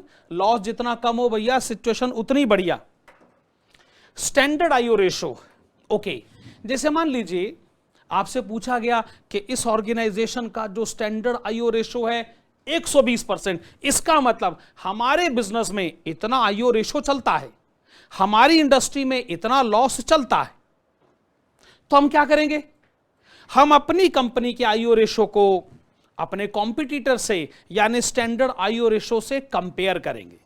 तो स्टैंडर्ड आईओ रेशो जब गिवन होता है तो उससे आपको क्या फायदा होता है? आप कंपैरिजन के प्रोसीजर में अपने आप को ले जा पाते हो। जब कंपैरिजन करोगे तो दो ही तरीके के कंक्लूजन निकल कर आएंगे। एक, भाई हम दूसरे के मुकाबले ज्यादा बेहतर है या खराब स्थिति में हैं। अगर खराब स्थिति में होंगे तो फिर हम लोग फ्यूचर करेक्टिव एक्शन के मोड में जाएंगे। दूसरों के मामले में अगर सिचुएशन हमारी खराब है तो हम सिचुएशन को करेक्ट करने की कोशिश करेंगे कि नहीं? यस। और अगर दूसरे के कंपैरिजन में सिचुएशन पहले बहुत अच्छी है तो अब ये थोड़ी इसका मतलब हुआ कि चलो सिचुएशन खराब कर लेते। ना ना ना ना ना, फिर सिचुएशन और ज्यादा कैसे इंप्रूव करी जा सकती है, मैनेजमेंट को इन लाइंस पर भी सोचना चाहिए। ऑफ कोर्स, तो बड़ा प्यारा सा कंसेप्ट था, छोटा सा कंसेप्ट था, इनपुट आउटपुट रेशो, वाजिबा। बढ़ते हैं अगले कंसेप्ट की तरफ। नेक्स्ट कंसेप्ट हमारे पास है मैन्युफैक्चरिंग लॉस। ओके, जब हम टर्म यूज करते हैं मैन्युफैक्चरिंग लॉस तो या तो ये इनपुट रिलेटेड हो सकता है या आउटपुट रिलेटेड। पहले आते इनपुट रिलेटेड मैन्युफैक्चरिंग लॉस पर। इसको फर्दर दो कैटेगरीज में बांटा गया है, वेस्टेज और स्क्रैप। जब हम टर्म यूज करते हैं वेस्टेज तो इसके लिए चलो मैं थोड़ा सा स्पेस बनाता हूं। तो जैसे कि इसका नाम है मटेरियल वेस्ट हो गया, या फिर आप ये कह सकते हैं कि जो मटेरियल वेस्ट हुआ है या फिर वो श्रिंक हो गया। वेल, मटेरियल श्रिंक हो गया ये नॉर्मली टेक्सटाइल इंडस्ट्री में यूज किया जाता है, बाकी जगह कहा जाता है जी मटेरियल वेस्ट हो गया। असल में ये वेस्टेड मटेरियल नजर ही नहीं आता, बड़ी जगह तो ये मटेरियल उड़ जाता है। आप पेट्रोल कंपनी से पूछिए, कहते जी मटेरियल उड़ गया साहब, पेट्रोल उड़ गया, दिख ही नहीं रहा, ये है ही नहीं। कहते जी खरीदा तो था 1000 किलो, आप अभी नाप के देख लीजिए आपको सिर्फ 900 किलो ही मिलेगा। 100 किलो उड़ गया, पता नहीं कहां चला गया, वेस्ट हो गया, श्रिंक हो गया। अच्छा, चूंकि ये दिखता ही नहीं है तो आप इसको बेच भी नहीं सकते, इसकी कोई रियलाइजेबल वैल्यू तो हो ही नहीं सकती, पॉसिबल ही नहीं है ना। तो ये जो मटेरियल वेस्ट होता है इसकी कोई रियलाइजेबल वैल्यू नहीं होती है, इसकी कोई रियलाइजेबल वैल्यू पॉसिबल है ही नहीं। अच्छा देखिए, मटेरियल वेस्ट हो गया, ये आपके बिजनेस में एक नॉर्मल फीचर भी हो सकता है, ऑफ कोर्स ये एक एबनॉर्मल फीचर भी हो सकता है। नॉर्मल फीचर आपके पास्ट एक्सपीरियंस और आपके बिजनेस की नेचर के हिसाब से डिसाइड किया जाएगा ऑब्वियसली, और जो आपके बिजनेस की नेचर के हिसाब से परफेक्ट ना बैठता हो फिर भी लॉस हो जाए, जैसे कुछ अनएक्सपेक्टेड इवेंट की वजह से हो जाए या आपकी इनएफिशिएंसी की वजह से हो जाए, तो मैं कहूंगा वो जो मटेरियल वेस्ट हुआ है उसके पीछे एबनॉर्मल रीजंस रेस्पॉन्सिबल है।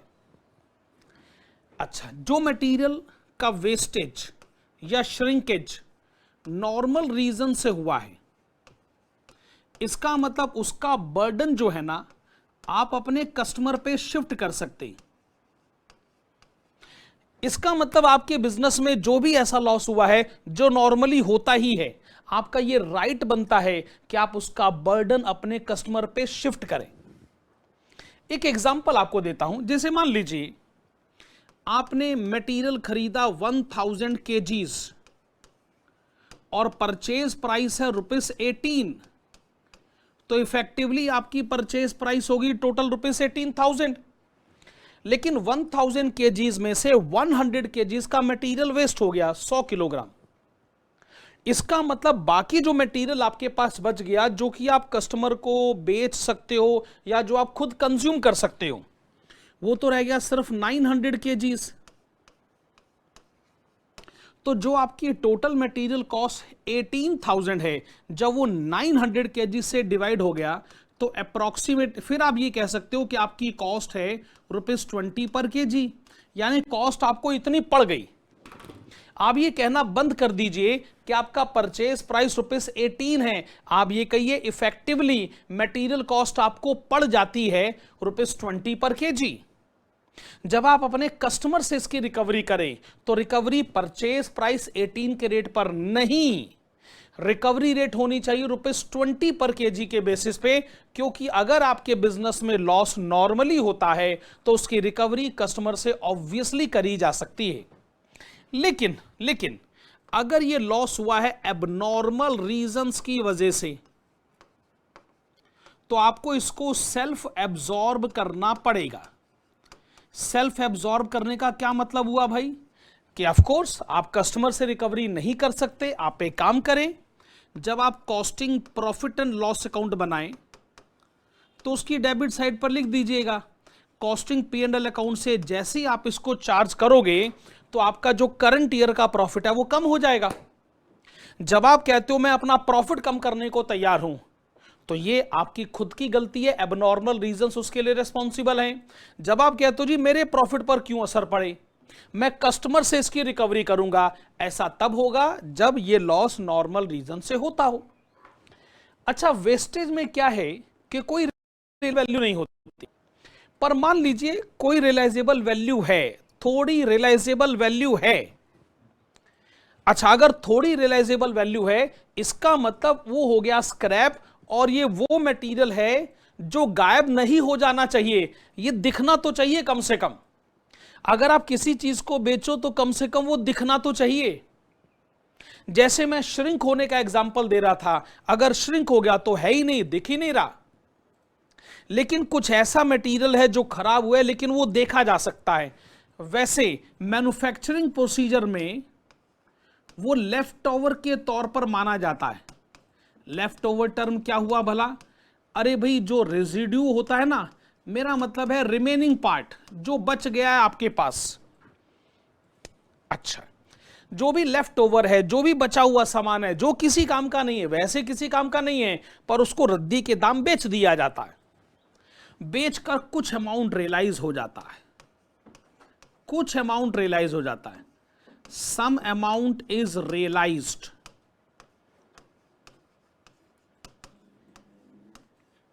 अच्छा, यहां पर भी मैं फिर वही बात कहूंगा कि इसके पीछे भी ऑफ कोर्स नॉर्मल और एबनॉर्मल दोनों रीजन हो सकते हैं, विदाउट एनी डाउट।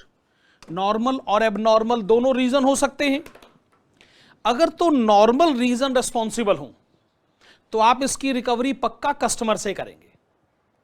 आप ये सोचेंगे, जैसे अगर मैं इसी एग्जांपल को ले आऊं जिसमें 100 केजीज का नॉर्मल लॉस हुआ, हमने 1-1 किलोग्राम पर, वैसे तो हमारी परचेज कॉस्ट है ₹18, लेकिन मान लीजिए ये जो लॉस हुआ है इसको हम लोग बेचकर कुछ रुपए रियलाइज कर सकते, तो जो भी अमाउंट हम रियलाइज कर सकते हैं उसको हम एडजस्ट कर लेंगे, बैलेंस हमारा नेट लॉस हो जाएगा। वो जो बैलेंस नेट लॉस है उसका बर्डन हम रिमेनिंग कस्टमर से एब्जॉर्ब करवाना चाहेंगे। अल्टीमेट कंक्लूजन ये है कि अगर तो लॉस के पीछे रीजन है नॉर्मल, तो इसका बर्डन आप कस्टमर पे शिफ्ट करें। लेकिन अगर आप ये प्रूव कर देते हो कि एबनॉर्मल रीजंस इसके लिए रेस्पॉन्सिबल हैं, तो आपको इसको सेल्फ एब्जॉर्ब करना पड़ेगा। एक बात तो कंफर्म्ड है, नॉर्मल है तो कस्टमर पर इसका एब्जॉर्प्शन जाएगा, एबनॉर्मल है तो आप सेल्फ एब्जॉर्ब इसको करेंगे। तो मेरे हिसाब से वेस्टेज और स्क्रैप की पोजीशन आपको समझ में आ रही है, पर बड़ी बात यह है कि ये दोनों के दोनों लॉसेस इनपुट से रिलेटेड होते हैं। पर जब हम कहते हैं कि लॉसेस आउटपुट से रिलेटेड है, तो मेरे प्यारे बच्चों वो जो दो लॉसेस आउटपुट से रिलेटेड हैं वो या तो स्पॉयलेज की फॉर्म में होते हैं या फिर वो होते हैं डिफेक्टिव की फॉर्म में। आइए जरा इनके बारे में अब बात करते हैं। देखो, जब मैं कहता हूं आउटपुट मेरा ठीक नहीं बना, जब मैं कहता हूं आउटपुट मेरा ठीक नहीं बना, तो या तो वो स्पॉयलेज है या डिफेक्टिव है। लेकिन अगर वो जो आउटपुट ठीक नहीं बना है, अगर वो रीजनेबल कॉस्ट में ठीक किया जा सकता है, अगर वो रीजनेबल कॉस्ट में ठीक किया जा सकता है, तो उसे हम कहते हैं डिफेक्टिव। मैं फिर से कह रहा हूं, output is not perfect, output is not perfect, but it can be rectified. It can be rectified by spending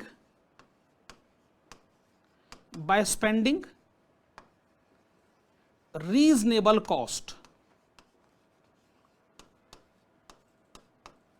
spoilage को आप कैसे डिफाइन करेंगे? फिर से, आउटपुट इज नॉट परफेक्ट। आप लैंग्वेज पर ध्यान दीजिएगा, output is not perfect and it can not be rectified, it can not be rectified by spending reasonable cost.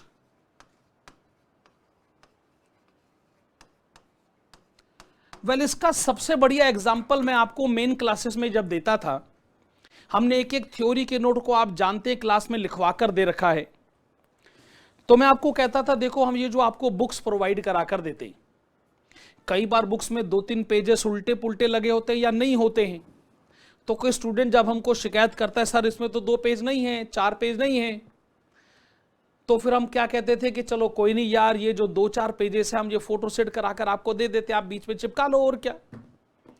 इसका मतलब रीजनेबल कॉस्ट में हम डिफेक्ट को ठीक कर देते, और 2-4 पेज फोटो सेट कराने में हमारा भी कितना रुपया खर्च हो जाएगा भाई। पर कोई स्टूडेंट अगर ये कहे कि सर ये बुक आपने दी है इसमें तो 100 पेजेस खराब लगे हुए हैं, लो बताओ 100 पेजेस खराब लगे हुए हैं, अगर हमने इसको ठीक करने की कोशिश करी, हमने कहा हम 100 पेजेस फोटो सेट करा कर दे देते हैं, उसकी हमारी कॉस्ट ज्यादा है। हम ऐसी खराब किताब को ठीक नहीं करना चाहेंगे, हम कहेंगे पुरानी लौटाओ, नहीं लो, अब ये ठीक नहीं हो सकती, या ठीक करने के चक्कर में कॉस्ट बहुत ज्यादा हो जाएगी। इसी कंटेक्स्ट में हम लोग स्पॉइलेज और डिफेक्टिव की सिचुएशन को डिफाइन करते हैं। अच्छा, जो स्पॉइलेज है और डिफेक्टिव हैं, दोनों में फिर ये सवाल उठकर आते हैं कि ऑब्वियसली ये नॉर्मल भी हो सकते हैं और ये एबनॉर्मल भी हो सकते हैं। एकदम सही बात है।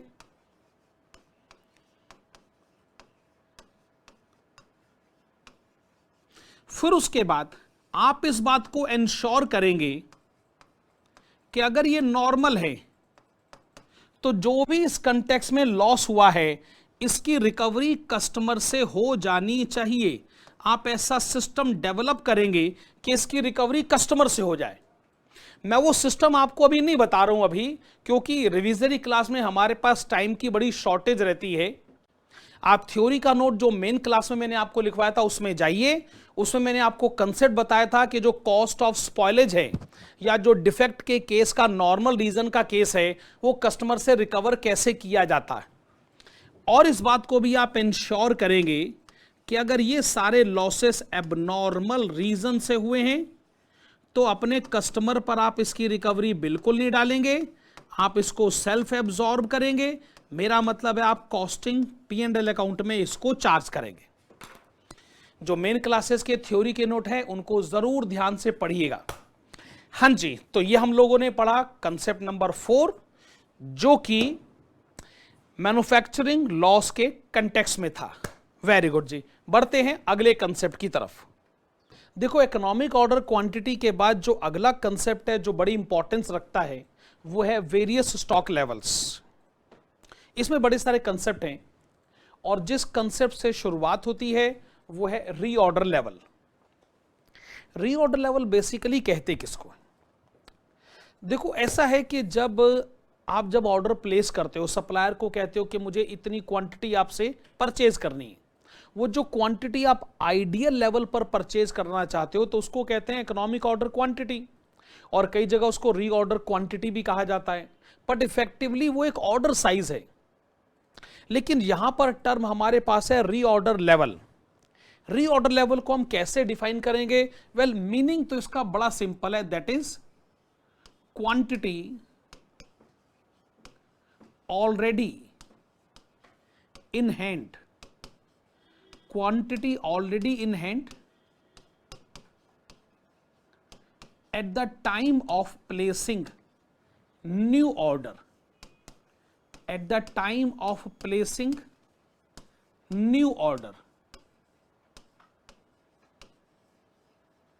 ओके, आप इसको यूं सोचिए कि मेरे पास पहले से स्टोर में अगर 5000 किलोग्राम पड़े हुए हैं और उसी समय मैंने नया ऑर्डर प्लेस किया। मैंने नए ऑर्डर में सप्लायर को कहा कि मैं आपसे 10,000 किलोग्राम खरीदना चाहता हूं। वेल, ये जो आप उससे अब खरीदना चाहते हैं, अब जो आप ऑर्डर दे रहे हैं, ये इकोनॉमिक ऑर्डर क्वांटिटी।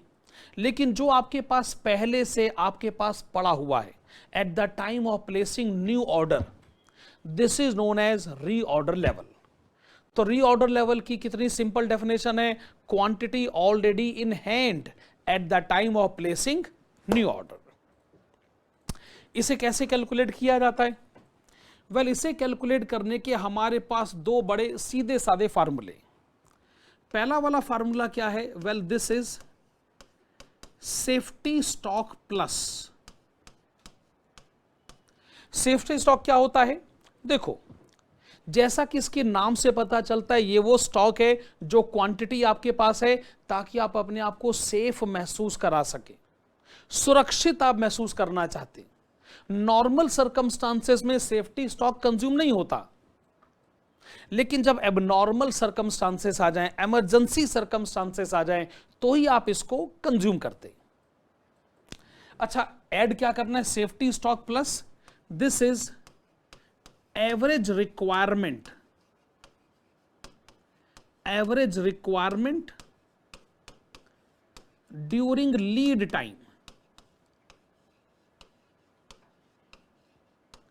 भाई, अगर हम सप्लायर को अभी कहेंगे कि हमें आपसे सामान चाहिए और सप्लायर कहेगा कि मैं आपको चलिए ऑन एन एवरेज 1 हफ्ते में सामान पहुंचा दूंगा, तो वो तो हो गया एवरेज लीड टाइम।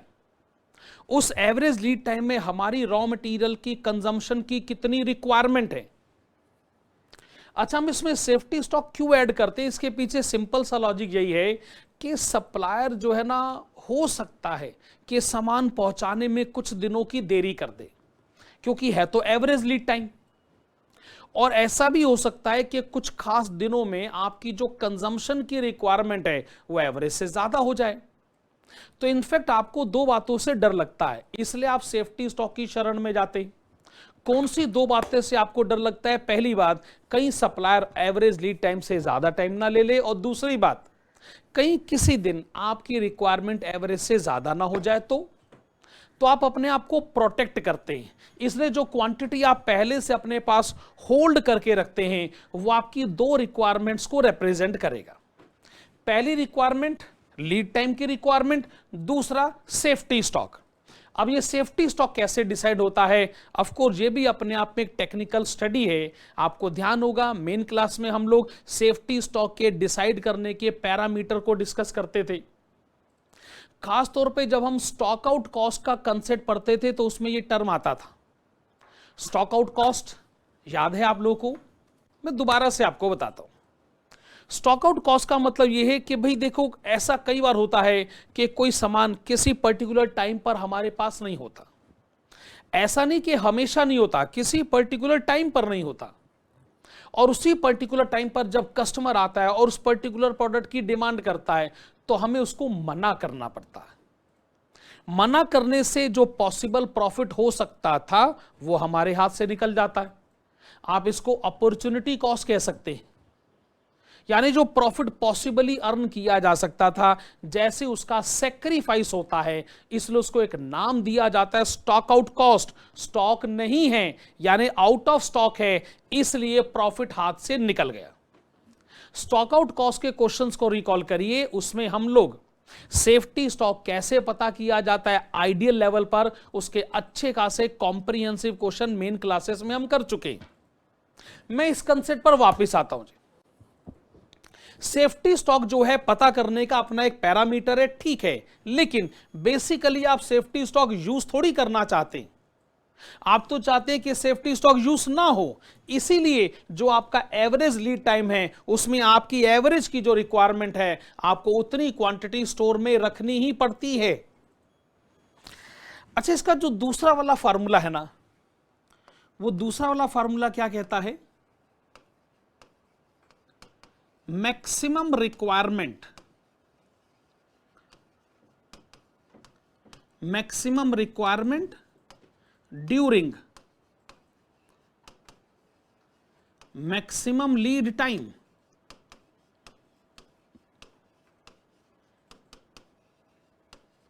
अगर फार्मूले की सेंस में कहा जाए इसको क्या कहा जा सकता है? Well, this is maximum usage rate multiplied with maximum lead time. Okay, पर बेसिक आइडिया यह है कि जी अगर आपको सेफ्टी स्टॉक से छुट्टी चाहिए, आप कोई सेफ्टी स्टॉक रखना नहीं चाहते, तो आप सेकंड फार्मूले के पॉइंट ऑफ व्यू को सोचें कि सप्लायर मैक्सिमम कितना टाइम ले सकता है, मैक्सिमम लीड टाइम, और जो सप्लायर पॉसिबल मैक्सिमम टाइम ले सकता है उसमें आपकी मैक्सिमम यूसेज की रिक्वायरमेंट कितनी हो सकती है। जब आप सारी बातों को मैक्सिमम लेवल पर ले जाकर सोचोगे तो मेरे प्यारे बच्चों फिर सेफ्टी स्टॉक की रिक्वायरमेंट कहां रही? सेफ्टी स्टॉक की आवश्यकता तो फिर है ही नहीं। सेफ्टी स्टॉक की रिक्वायरमेंट होती तब है जब आप एवरेज सिचुएशन में अपने आप को फंसाने की कोशिश करते हो और एबनॉर्मल सर्कमस्टांसेस में उस सेफ्टी स्टॉक के यूसेज की रिक्वायरमेंट निकल कर आती। कुल मिलाकर ये दो फार्मूले हो गए रीऑर्डर लेवल या रीऑर्डर पॉइंट के कंटेक्स्ट में। मैं आता हूं जी आगे। इसमें और भी कुछ फार्मूले जैसे मिनिमम स्टॉक या फिर सेफ्टी स्टॉक या इसको बफर स्टॉक भी कहते हैं। Well, buffer stock safety stock के बारे में तो अभी हम डिस्कशन कर ही रहे थे। meant to be consumed only under abnormal or emergency circumstances, perfect। पर सबसे अच्छी बात है कि इसको कैलकुलेट करने का हमारे पास कोई फार्मूला नहीं है, अलग से कोई फार्मूला नहीं।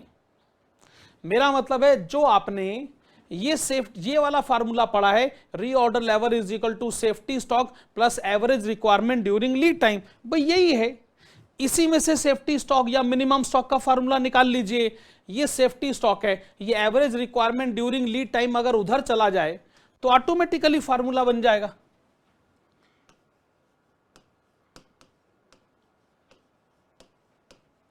That is reorder level minus average requirement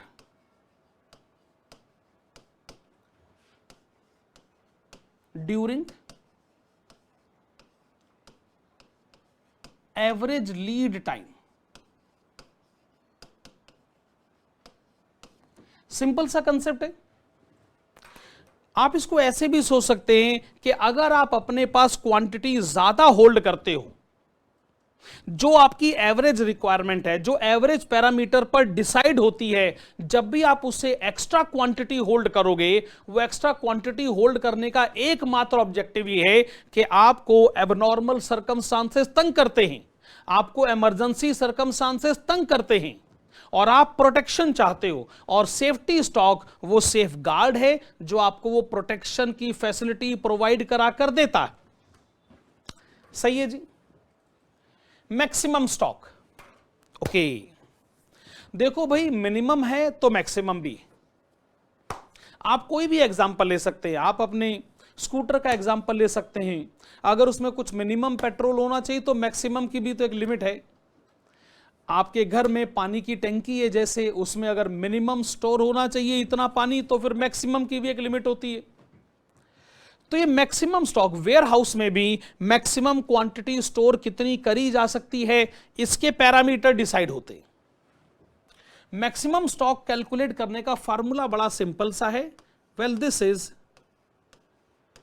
reorder level, यानी जो क्वांटिटी आपके पास पहले से थी उसमें आपको ऐड कर देना चाहिए रीऑर्डर क्वांटिटी। जो क्वांटिटी अभी आपने सप्लायर से खरीदी है, वेल आप इसको इकोनॉमिक ऑर्डर क्वांटिटी भी कह सकते हैं। एक बार फिर से, जो रीऑर्डर लेवल है, जो क्वांटिटी आपके पास पहले से है, आप उसमें ऐड करें जो क्वांटिटी अब आपने खरीदी, फिर आप इसमें से डिडक्ट कर दीजिएगा मिनिमम यूसेज ड्यूरिंग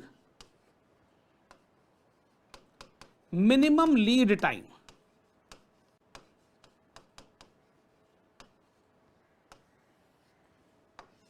देखो मेरे प्यारे बच्चों, अगर आप मिनिमम यूसेज डिडक्ट करोगे तो ही तो आपको मैक्सिमम स्टॉक पता चलेगा।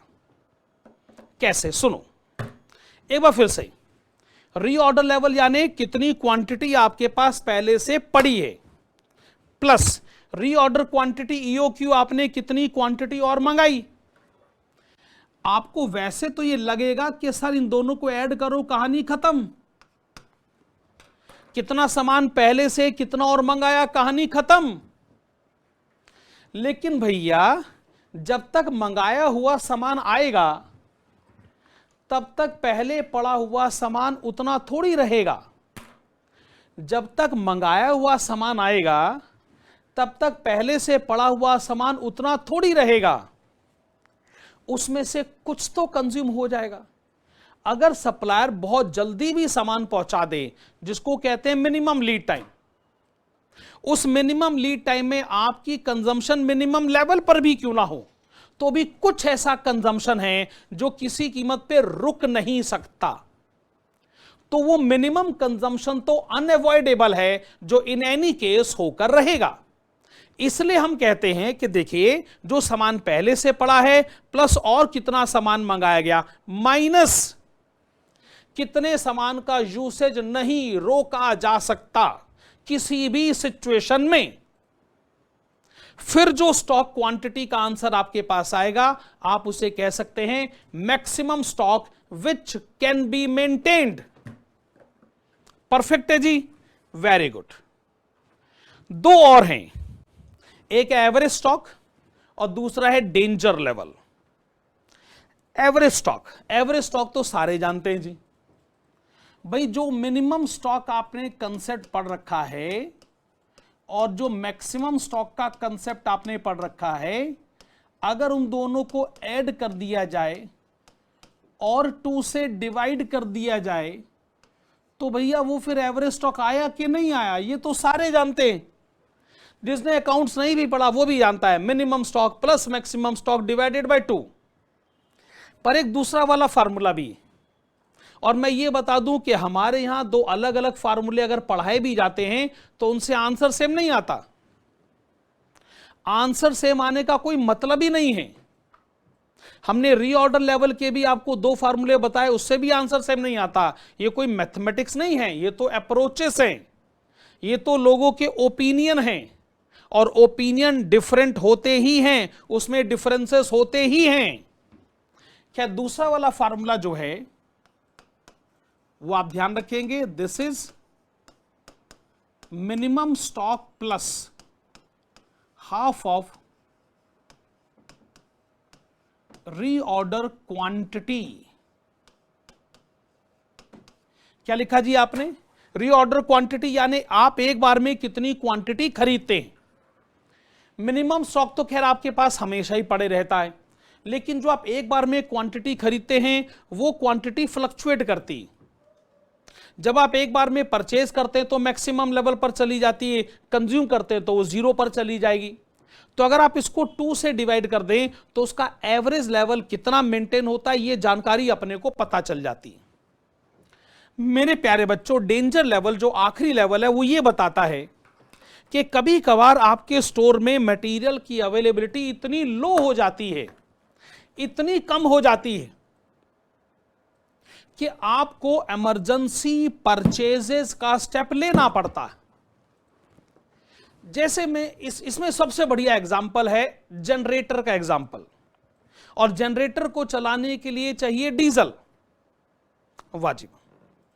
ऐसा कई बार होता है कि अगर ये देखा जाए कि जो जनरेटर चल रहा है इसमें जो डीजल पहले से डला हुआ है वो कब तक जनरेटर को चलाता रहेगा।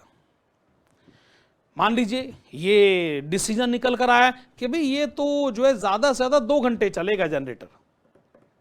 हम लोग चिंता में आ गए, अरे भैया सिर्फ 2 घंटे का डीजल बचा है, और अगर हम मान लीजिए नजदीकी पेट्रोल पंप या जहां पर भी डीजल मिलता है वहां पर जाए, भाग कर लेकर आए, तो हमें थोड़ा तो टाइम चाहिए। मान लीजिए उतने ही टाइम का डीजल आपके पास अवेलेबल है, तो यह है आपका डेंजर लेवल। इसका मतलब दुनिया के सारे काम छोड़िए, इस समय सबसे बड़ी जरूरत इस बात की है कि परचेजिंग की एक्टिविटी को एग्जीक्यूट किया जाए। इसे नाम भी बड़ा सोच समझ कर डाला गया है, डेंजर लेवल। इसका मतलब अगर आपने अब परचेजिंग नहीं करी, अब यह प्रोडक्शन रुक कर रहेगा।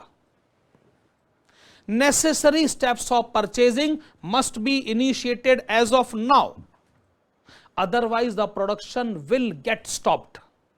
ओके, इसका फॉर्मूला है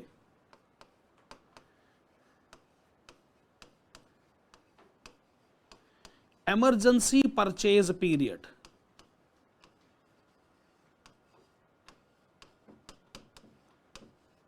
multiplied with average usage rate।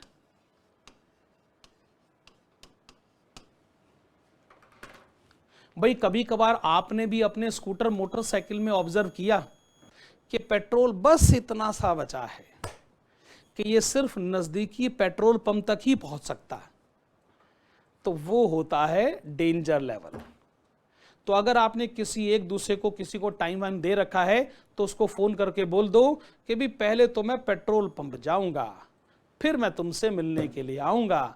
इसको बोलते हैं डेंजर लेवल। चलो जी आगे बढ़ते। अगला कंसेप्ट है क्लासिफिकेशन के कंसेप्ट पर बेस्ड। इसमें एक तो है एबीसी क्लासिफिकेशन और दूसरा है वीईडी क्लासिफिकेशन। इसमें ABC classification value based criterion पर एडॉप्टेड है, और जो वीईडी है वो रिक्वायरमेंट बेस्ड क्राइटेरियन पर एडॉप्टेड है। पहले आते हैं एबीसी पर। तो जैसा कि मैं बता रहा हूं, ये वैल्यू बेस्ड क्राइटेरियन पर अडॉप्टेड है। ये अप्रोच ये कहती है कि देखिए, एक तो होता है इन्वेंट्री की वैल्यू और दूसरा होता है इन्वेंट्री की क्वांटिटी। क्वांटिटी यानी वजन। और हम कहते हैं या तो ए कैटेगरी इन्वेंट्री है, या बी कैटेगरी है, या सी कैटेगरी। ए कैटेगरी इन्वेस्टमेंट वो हो गया जो सबसे ज्यादा वैल्यूएबल है, जिसमें आपका सबसे ज्यादा पैसा फंसा हुआ है, जिसको आपको सबसे ज्यादा कंट्रोल्ड वे में डील करना है। इसका सबसे ज्यादा ध्यान रखना है भाई, बड़ा महंगा सामान है, बंद तालों में संभाल के रखना है इसको। ऐसा माना गया है, हालांकि पक्के तौर पे नहीं कह सकते, ये डिपेंड करता है ऑर्गेनाइजेशन से ऑर्गेनाइजेशन पे, कि जो ए कैटेगरी मटेरियल है उसमें टोटल वैल्यू का 70% इन्वेस्टेड होता, और जो बी कैटेगरी है उसमें टोटल वैल्यू का 20% और सी कैटेगरी में सिर्फ 10%। मैं फिर बता रहा हूं, आप इसको हार्ड एंड फास्ट रूल मत मानिएगा साहब कि बोल दिया तो बोल दिया, नहीं। इंडस्ट्री खुद तय करे, कहीं पर 70% ही तो खाली 60% होता होगा, और कहीं 70% तो 75% होता होगा। बात यह है कि यह मोस्ट वैल्यूएबल है। अच्छा, जहां तक वेट का सवाल है ना, वेट में सिचुएशन रिवर्स होती। ऐसा देखा गया है कि जो ए कैटेगरी आइटम है, भले उसकी वैल्यू 70% हो, पर क्वांटिटी ना उसकी खाली 10% ही होती है। महंगा सामान है पर ज्यादा वजन नहीं होता जी उसका। अच्छा, जो बी कैटेगरी आइटम है वो चूंकि बी है, तो उसका मतलब उसकी सिचुएशन हमेशा क्वांटिटी में भी 20% है और वैल्यू में भी 20%। पर जो सी कैटेगरी इन्वेस्टमेंट है ना, वो बेसिकली वजन ही वजन है, बस उसके अंदर 70% वेट ले जाता है वो, जबकि वैल्यू उसकी सिर्फ और सिर्फ 10% ही होती है। ऐसा बड़ा सारा सामान है, ये सब स्टोर में रखा जाता है।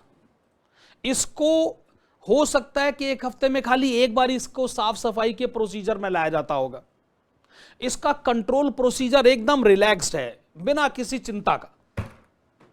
ए कैटेगरी की सबसे ज्यादा चिंता करी जाती, जैसे स्टूडेंट कहता है ना, A category chapter most important chapter, इसमें से एग्जाम में क्वेश्चन सबसे ज्यादा आते हैं, और स्टूडेंट भी पढ़ाई करते समय इन ए कैटेगरी चैप्टर्स का सबसे ज्यादा ध्यान रखता है, इन्हीं का सबसे ज्यादा रिवीजन करता है। सी कैटेगरी का तो ऐसा है कि साहब ठीक है, बचे हुए टाइम में उसको भी डील कर लेंगे। अच्छा, जो वीडी है ना, ये रिक्वायरमेंट बेस्ड है, ये वैल्यू पर बेस्ड नहीं है जी। ये कहते हैं कि देखिए, कई बार ऐसा होता है कि मटेरियल की वैल्यू ज्यादा नहीं होती, पर जरूरत बहुत ज्यादा होती है। जैसे मेरे प्यारे बच्चों, जब आप पेपर देने के लिए जाते हैं, उसमें आप जो पेन इस्तेमाल करते हैं, उसकी कीमत क्या है? कुछ भी नहीं। अगर मैं कंपैरिजन करना चाहूं तो महंगे से महंगा पेन भी जो स्टूडेंट इस्तेमाल करता है वो 50-100 रुपए की रेंज में ही आता है। सब महंगे से महंगा बता रहा हूं, वैसे तो 5-10 रुपए का भी बढ़िया पेन मिल जाता है। तो बताइए साहब, इसकी क्या कॉस्ट है? ये पेन आपका करियर बनाएगा साहब, आपको लाखों रुपए की कमाई करा कर देगा। और ये पेन जो है खुद 10 रुपए और 50 रुपए की रेंज में। तो बताइए, ये वैल्यूएबल है? यस। महंगा है? नो। तो जब आप ये सोचने लगते हो ना कि महंगे सस्ते को मारो गोली, जरूरत को देखो, वो भले ही सस्ता हो, जरूरी है तो जरूरी है। इसीलिए जो सबसे ज्यादा वैल्यूएबल होता है उसे कहा जाता है वाइटल। Vital, most valuable. और जब हम कहते हैं वैल्यूएबल, तो हमारा पॉइंट ऑफ व्यू है रिक्वायरमेंट। रिक्वायरमेंट के पॉइंट ऑफ व्यू से, रिक्वायरमेंट के पॉइंट ऑफ व्यू से ये मोस्ट वैल्यूएबल है। ठीक बात है कि नहीं? अच्छा भाई साहब, पेपर देने आप जाते हो, कैलकुलेटर लेके जाते हो ना, तो कैलकुलेटर क्या है साहब? क्या कीमत है इसकी। लेकिन भाई साहब ये कैलकुलेटर आपको प्रैक्टिकल पेपर में ना कम से कम 20 और 25 नंबर का फर्क पैदा कर सकता है। अगर आप बिना कैलकुलेटर के गए तो पेपर तो आप अपेयर हो ही जाओगे साहब, पर आप सोचो प्रैक्टिकल पेपर में इस कैलकुलेटर की कितनी सिग्निफिकेंस है साहब। कैलकुलेटर है जो आपको आपका पेपर टाइम में करवा कर देगा। सस्ता है पर बहुत वैल्यूएबल है। भाई वाइटल के बाद आते हैं एसेंशियल।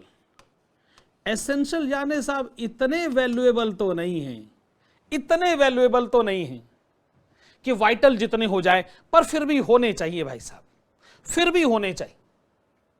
उसी तरीके से लास्ट में आ जाता है डिजायरेबल। डिजायरेबल यानी अगर आप इसको अपने वेयरहाउस में रखते हैं तो इससे ना आपका मैन्युफैक्चरिंग प्रोसीजर आसान हो जाता है, वर्कर्स को थकान कम लगती है। इसका मतलब वाइटल और एसेंशियल मटेरियल को सपोर्ट करते हैं डिजायरेबल।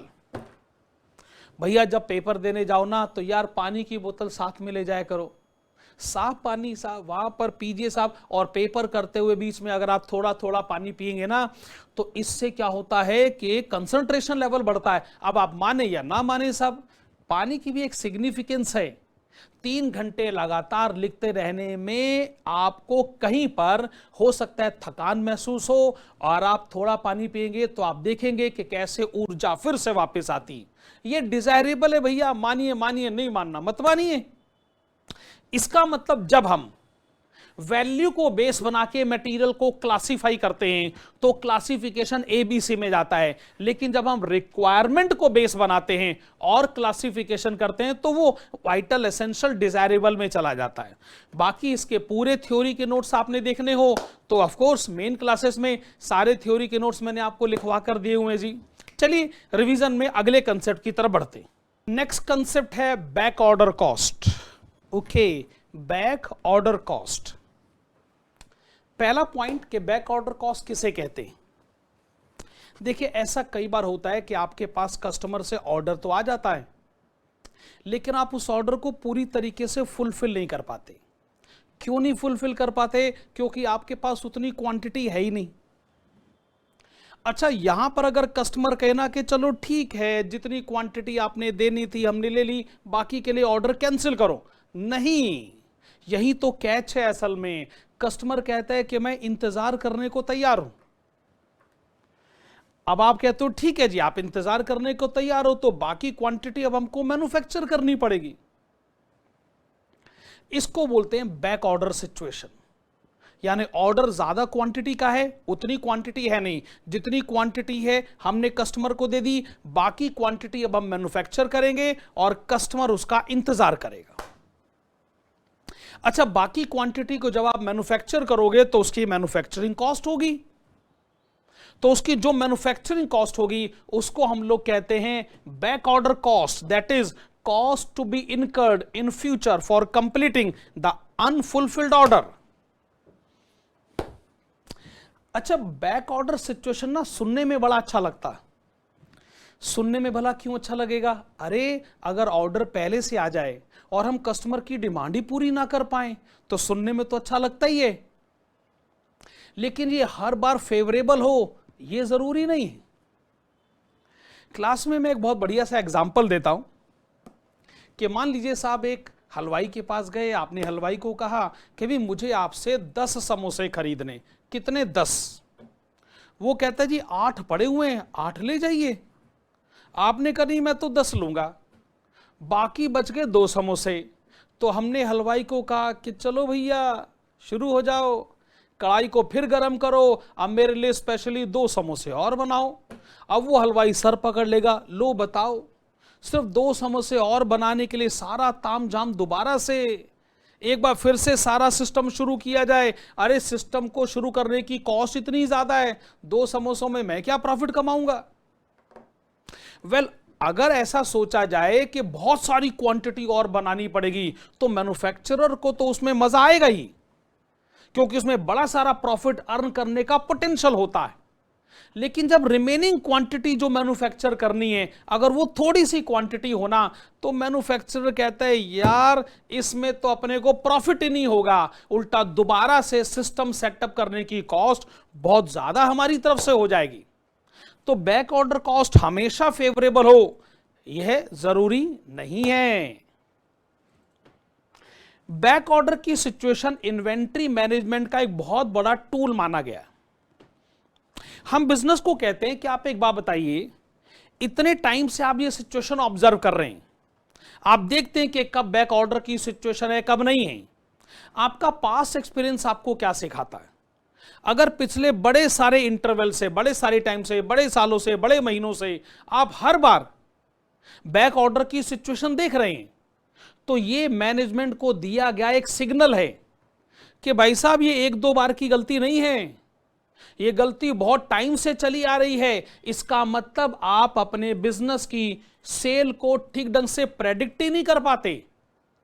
भाई कस्टमर को एक दो बार मना करना पड़ जाए तो चलो बात समझ में आती है, आप हर रोज ही कस्टमर को मना कर रहे होते हो, आप अपने बिजनेस को ठीक ढंग से हैंडल नहीं कर पा रहे, फ्यूचर सेल का प्रेडिक्शन ठीक ढंग से नहीं हो पा रहा।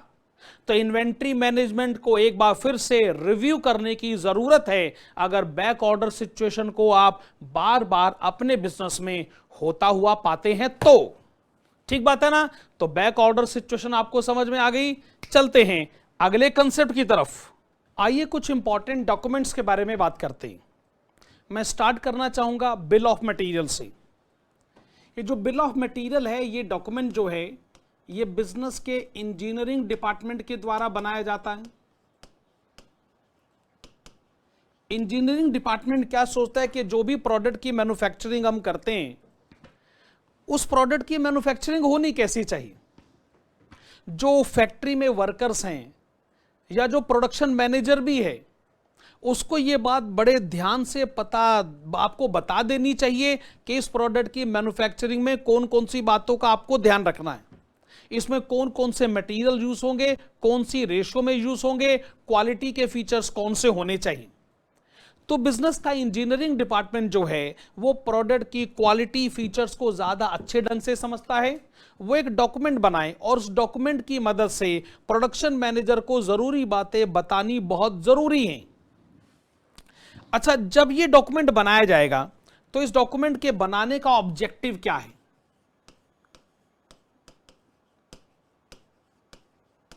Standard usage of raw material, इसकी जानकारी हम देना चाहते हैं। इस तरीके का आउटपुट जो बनाया जाता है हमारे बिजनेस में, उसमें कौन कौन से मटेरियल के यूसेज की रिक्वायरमेंट बनती है, यह बात प्रोडक्शन मैनेजर को भी मालूम होनी चाहिए, क्योंकि मटेरियल को यूज तो उसी ने करना है और फैक्ट्री वर्कर्स को तो मालूम क्या होना ही चाहिए। और साथ ही साथ बिजनेस का जो स्टोर्स डिपार्टमेंट है उसको भी यह जानकारी होनी चाहिए कि इस तरीके के रॉ मटेरियल जो है वो प्रोडक्शन मैनेजर को चाहिए हो सकते हैं, और ऐसी सिचुएशन में प्रोडक्शन मैनेजर जब मंगाए तो हमें उसे मना नहीं करना है। स्टोर में सफिशिएंट क्वांटिटी अवेलेबल होनी ही चाहिए। ठीक है, तो जब भी बिल ऑफ मटेरियल बने तो यह बहुत जरूरी है कि उसकी 4 कॉपीज बनाई जाए। जो 4 कॉपीज बनाई जाती हैं उसमें से जो एक कॉपी है वो तो प्रोडक्शन मैनेजर को, प्रोडक्शन डिपार्टमेंट को फॉरवर्ड कर दी जाए, क्योंकि उन्हीं को तो हम लोगों ने ट्रेनिंग देनी है कि भाई आउटपुट की मैन्युफैक्चरिंग कैसे होती है, कौन से मटेरियल की उसमें यूसेज की रिक्वायरमेंट होती है। यह बहुत जरूरी है कि इसकी एक कॉपी आप स्टोर्स डिपार्टमेंट को भी भिजवा दें, क्योंकि अगर प्रोडक्शन मैनेजर को मटेरियल चाहिए होगा तो मांगेंगे तो वो स्टोर मैनेजर से ही ना, without any doubt. Store manager के पास रॉ मटेरियल की अवेलेबिलिटी को एंश्योर करने का सिस्टम भी तो आपको डेवलप करना है।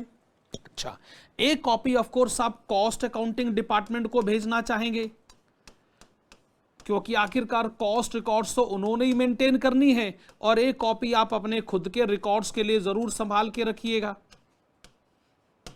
बड़ी बात यह कि आपको बिल ऑफ मटेरियल का ऑब्जेक्टिव क्लियरली समझ में आना चाहिए। अच्छा, बिल ऑफ मटेरियल अगर एक इंपॉर्टेंट एस्पेक्ट है तो एक दूसरा भी डॉक्यूमेंट है, उसको मैं चलिए उधर लिखता हूं पॉइंट नंबर 10 के नाम से। This is purchase requisition note.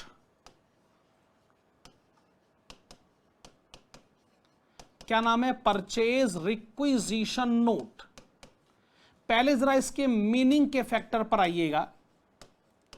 देखिए, जब बिल ऑफ मटेरियल बन गया, प्रोडक्शन मैनेजर को यह बता दिया गया कि कौन से रॉ मटेरियल को किस रेशो में किस ढंग से यूज करना है। स्टोर मैनेजर को बता दिया गया कि जब भी प्रोडक्शन मैनेजर को मटेरियल चाहिए होगा तो आप ही से मांगेंगे भैया। अब स्टोर मैनेजर को यह चिंता बड़ी सता रही है कि भैया ऐसा है, प्रोडक्शन मैनेजर कभी भी सामान मंगा सकता है, मेरे पास वो मटेरियल होना चाहिए, और अगर नहीं है तो क्या करें, नहीं है तो क्या करें। अब खुद तो जाके खरीद नहीं सकते क्योंकि आप स्टोर्स मैनेजर, आपका काम सामान को संभालने का हो सकता है, परचेज करने का नहीं हो सकता। तो ऐसी सिचुएशन में आपकी जिम्मेदारी क्या बनती है? आप परचेज मैनेजर को इंटीमेट करोगे, आप परचेज रिक्विजिशन नोट की 3 कॉपीज बनाओगे। उसमें एक कॉपी तो आप पक्का कहां, परचेज डिपार्टमेंट को फॉरवर्ड करोगे।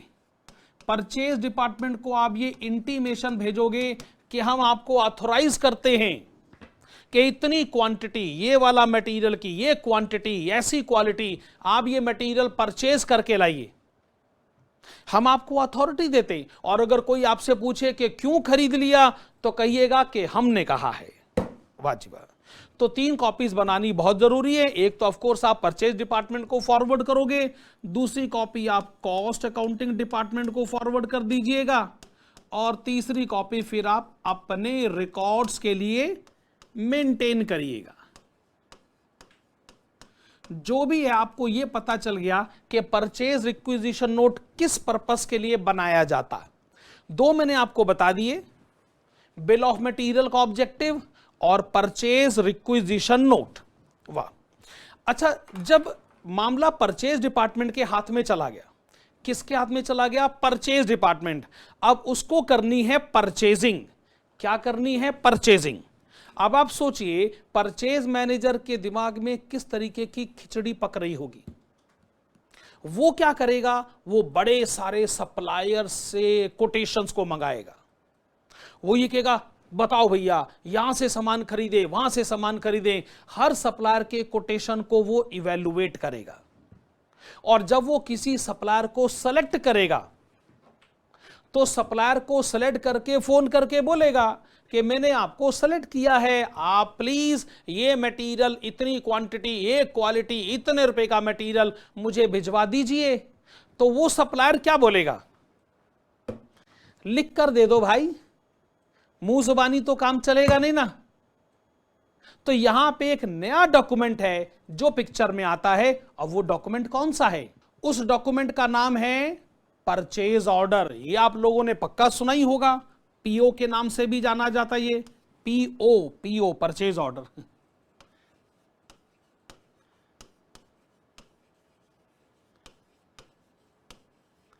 तो जैसा कि मैं आपको बता रहा था कि जो परचेज मैनेजर है, जब वो बड़े सारे सप्लायर्स के ऑप्शंस को इवैल्यूएट करेगा, फाइनली किसी सप्लायर को सिलेक्ट करेगा और उसको इंटीमेट करेगा कि मैं आपको सिलेक्ट करता हूं, आपसे मैं सामान खरीदना चाहता हूं। तो आपको उसको इंटीमेट करना पड़ेगा। तो जिस कागज के टुकड़े पर आप उसको इंटीमेशन भेजेंगे, उसका नाम है परचेज ऑर्डर। भैया आप इसकी जरूर 5 कॉपीज बनाइएगा। 5 कॉपीज आप किस किस के लिए बनाएंगे? नंबर 1, वो सप्लायर जिसको कि आपने सेलेक्ट किया है, उसको इंटीमेशन तो भेजेंगे ना, of course, without any doubt. अच्छा, उसके बाद एक कॉपी आप स्टोर्स को तो भेजेंगे ना, क्योंकि सामान जब परचेज किया जाएगा तो उसकी डिलीवरी तो सीधा स्टोर में चली जाएगी। तो स्टोर मैनेजर को यह बताना बहुत आवश्यक है कि आपने जिस मटेरियल के परचेज के बारे में कहा था, उसको परचेज करने का प्रोसीजर शुरू कर दिया गया है। अच्छा, एक आप इंटीमेशन कंसर्न्ड डिपार्टमेंट को जरूर भेजिएगा। भाई ये कंसर्न डिपार्टमेंट कौन सा है? जिसने परचेजिंग की रिक्वेस्ट करी है। परचेजिंग की रिक्वेस्ट जिस डिपार्टमेंट ने करी कि हमारे डिपार्टमेंट को मटेरियल चाहिए, उसको इंटीमेशन भेज दिया जाए कि जो परचेजिंग की रिक्वेस्ट आपने भेजी थी उस पे काम शुरू हो चुका है। एक कॉपी ऑफ कोर्स आप कॉस्ट अकाउंटिंग डिपार्टमेंट को भेजेंगे और लास्ट में आप एक कॉपी अपने खुद के रिकॉर्ड्स के लिए मेंटेन करेंगे। अच्छा जी, तो आप देखेंगे इस पेज पर मैंने आपको एक बिल ऑफ मटेरियल, एक परचेज रिक्विजिशन नोट और एक परचेज ऑर्डर, 3 तरीके के डॉक्यूमेंट्स के बारे में बातचीत कर ली है। अब हम बढ़ते हैं जरा आगे। नेक्स्ट है गुड्स रिसीव्ड नोट। अभी मैं कह रहा था कि भाई आपने सप्लायर को भेजा है परचेज ऑर्डर, जब सप्लायर क्वांटिटी हमको भेजेगा तो आखिरकार वो रिसीव कहां करी जाएगी? तो एक डिपार्टमेंट है, उसका नाम ही रिसीविंग डिपार्टमेंट है, उसका काम ही यही है कि जब सप्लायर की तरफ से क्वांटिटी की सप्लाई करी जाती है तो गुड्स को पहले वो रिसीव करता है, वो चेक करता है उसकी क्वांटिटी को लेकर और उसकी क्वालिटी को लेकर। अगर सब कुछ ठीक पाया जाए तो गुड्स रिसीव करे जाते हैं, वरना सप्लायर को रिटर्न कर दिए जाते हैं कि ये सामान सही नहीं है। हाँ, जैसे ये देखा जाता है कि हाँ ये वही सामान है जो हमने मंगाया है, ये वही सामान है कि जिसकी क्वांटिटी भी वही है, क्वालिटी भी वही है, तो उसके ऊपर एक ठप्पा लगा दिया जाता है, ओके, इसका मतलब गुड्स रिसीव हो गए हैं।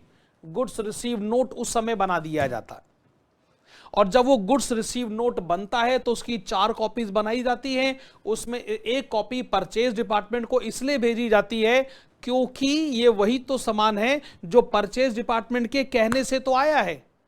तो इंटीमेशन भेजना एसेंशियल है कि आपने जो सामान खरीदने का प्रोसीजर शुरू किया था, सप्लायर ने वो सामान हमको भिजवा दिया है, उनको इंटीमेशन देना एसेंशियल है। अगला इंटीमेशन जाएगा स्टोर्स डिपार्टमेंट को, किस लिए? क्योंकि गुड्स रिसीव करने के बाद हम उसको रखेंगे कहां? स्टोर डिपार्टमेंट में ही रखेंगे। तो जब सामान स्टोर डिपार्टमेंट में शिफ्ट किया जाएगा तो गुड्स रिसीव नोट का डॉक्यूमेंट उनको भेजना जरूरी है कि ये सामान आ चुका है और भाई साहब एक दिन इसको खरीदने के लिए भी आप ही ने कहा था। फिर आप जानते हैं एक इंटीमेशन कॉस्ट अकाउंटिंग डिपार्टमेंट को जाएगा, एक आप अपने खुद के रिकॉर्ड्स के लिए मेंटेन कर लीजिएगा। अच्छा, नेक्स्ट आता है मटेरियल रिक्विजिशन नोट। देखो, जब आपको ये पता चल गया, अब आप कौन है यहां पर? आप है प्रोडक्शन मैनेजर, यानी जो फैक्ट्री की सिचुएशन हैंडल करते हैं। जब आपको ये पता चल गया है कि आप जो मटेरियल चाहते हैं वो स्टोर में अवेलेबल कराया जा चुका है, उसकी परचेजिंग हो चुकी है, तो आप सारा सामान इकट्ठे तो मंगाएंगे नहीं, धीरे धीरे करके मंगाएंगे ना। जैसे आज की मैन्युफैक्चरिंग के लिए जितना रॉ मटेरियल चाहिए उतना ही तो मंगाओगे ना। तो आप डेली बेसिस पे, रेगुलर बेसिस पर आपको वो मटेरियल की रिक्वायरमेंट पड़ेगी। तो यहां पे जो फैक्ट्री मैनेजर है, जो प्रोडक्शन मैनेजर है, वो रेगुलर बेसिस पे स्टोर मैनेजर से सामान को डिमांड करेगा, उसकी रिक्वायरमेंट की रिक्विजिशन स्लिप उसके पास भेजेगा। इसके लिए एक नोट इशू किया जाता है, उसको मटेरियल रिक्विजिशन नोट कहते हैं। इसकी 3 कॉपीज बनाई जाती है, उसमें से एक कॉपी ऑफ कोर्स आपको, आप कौन है? प्रोडक्शन मैनेजर, आपको एक कॉपी स्टोर डिपार्टमेंट को भेजनी पड़ेगी, उसके बाद ही मटेरियल आपको सप्लाई किया जाएगा। एक आप भेज दीजिएगा कॉस्ट अकाउंटिंग डिपार्टमेंट को, फिर अपने रिकॉर्ड के लिए भी आपको मेंटेन करना है। फिर हमारे पास है मटेरियल रिटर्न नोट। देखो, जो आपने मटेरियल मंगाया, आप कौन है? आप हैं प्रोडक्शन मैनेजर। आपने कई बार ऐसा होता होगा कि मटेरियल मंगाया वो थोड़ा ज़्यादा ही था जी, तो क्यों ना वापस कर दिया जाए स्टोर डिपार्टमेंट को। या कई बार ऐसा भी होता है कि भी उसकी ना क्वालिटी वैसी नहीं है जैसी हमने एक्सपेक्ट करी थी, इन्फीरियर क्वालिटी का है, तो मटेरियल को वापस कर देना ही मोर एप्रोप्रिएट होगा। लेकिन जब आप मटेरियल को रिटर्न करेंगे तो साथ में आपको एक कागज का टुकड़ा तो भिजवाना पड़ेगा, आपको लिखना पड़ेगा ये मटेरियल वापस हो रहा है। बिना डॉक्यूमेंटेशन के कैसे काम चलेगा? अकाउंट्स की रिक्वायरमेंट क्या है? डॉक्यूमेंट्स तो आपको चाहिए ही चाहिए ना। तो उसके लिए जो डॉक्यूमेंट बनता है उसको बोलते हैं मटेरियल रिटर्न नोट। इसकी एक कॉपी आप अपने पास रखेंगे विदाउट एनी डाउट, 2 कॉपी जो हैं आप भिजवाएंगे स्टोर डिपार्टमेंट को, क्योंकि आपने सामान स्टोर में लौटाया। तो जो 2 कॉपी स्टोर डिपार्टमेंट को जाएंगी, स्टोर डिपार्टमेंट उसमें से एक अपने पास रख लेंगे और जो दूसरी वाली कॉपी होगी उसको चेक करके कंफर्म करके वो कॉस्ट अकाउंटिंग डिपार्टमेंट को फॉरवर्ड कर देंगे। तो कॉस्ट अकाउंटिंग डिपार्टमेंट के पास जो इंटीमेशन पहुंचेगी वो इंटीमेशन दो जगह से होती हुई आएगी।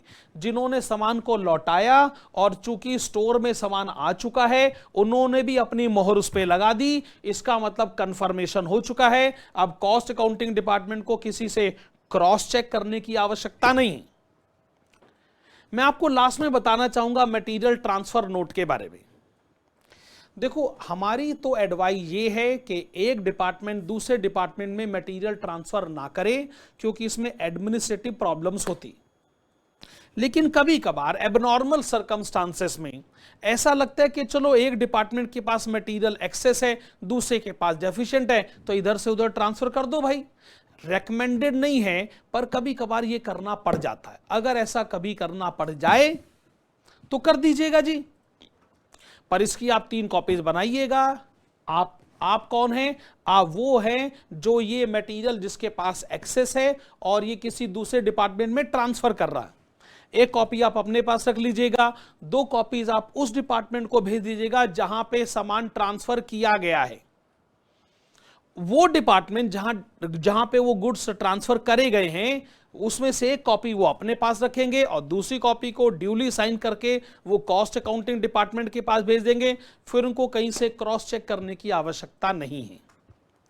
मेरे प्यारे बच्चों, एक क्लास बिल्कुल भी सफिशिएंट नहीं है, मैं जानता हूं, मटेरियल कॉस्ट के इतने बड़े चैप्टर को रिवाइज करने के लिए। लेकिन फिर भी जो मेन क्लासेस आपने पढ़ी, टोटल 9 क्लासेस में मटेरियल कॉस्ट का चैप्टर कंप्लीट हुआ है, उसमें एक रिवीजन वाली क्लास ऐड कर दी जाए तो थोड़ा तो इसमें फायदा आपको होगा ही। अब हम लोग मिलेंगे कॉस्ट मैनेजमेंट अकाउंटिंग के रिवीजन की अगली क्लास में, और जो अगला चैप्टर हम पिक करेंगे वो होगा लेबर कॉस्ट, एम्प्लॉय कॉस्ट भी उसको कहते हैं। मिलेंगे अगली क्लास में, तब तक मेरी तरफ से goodbye, thank you, take care.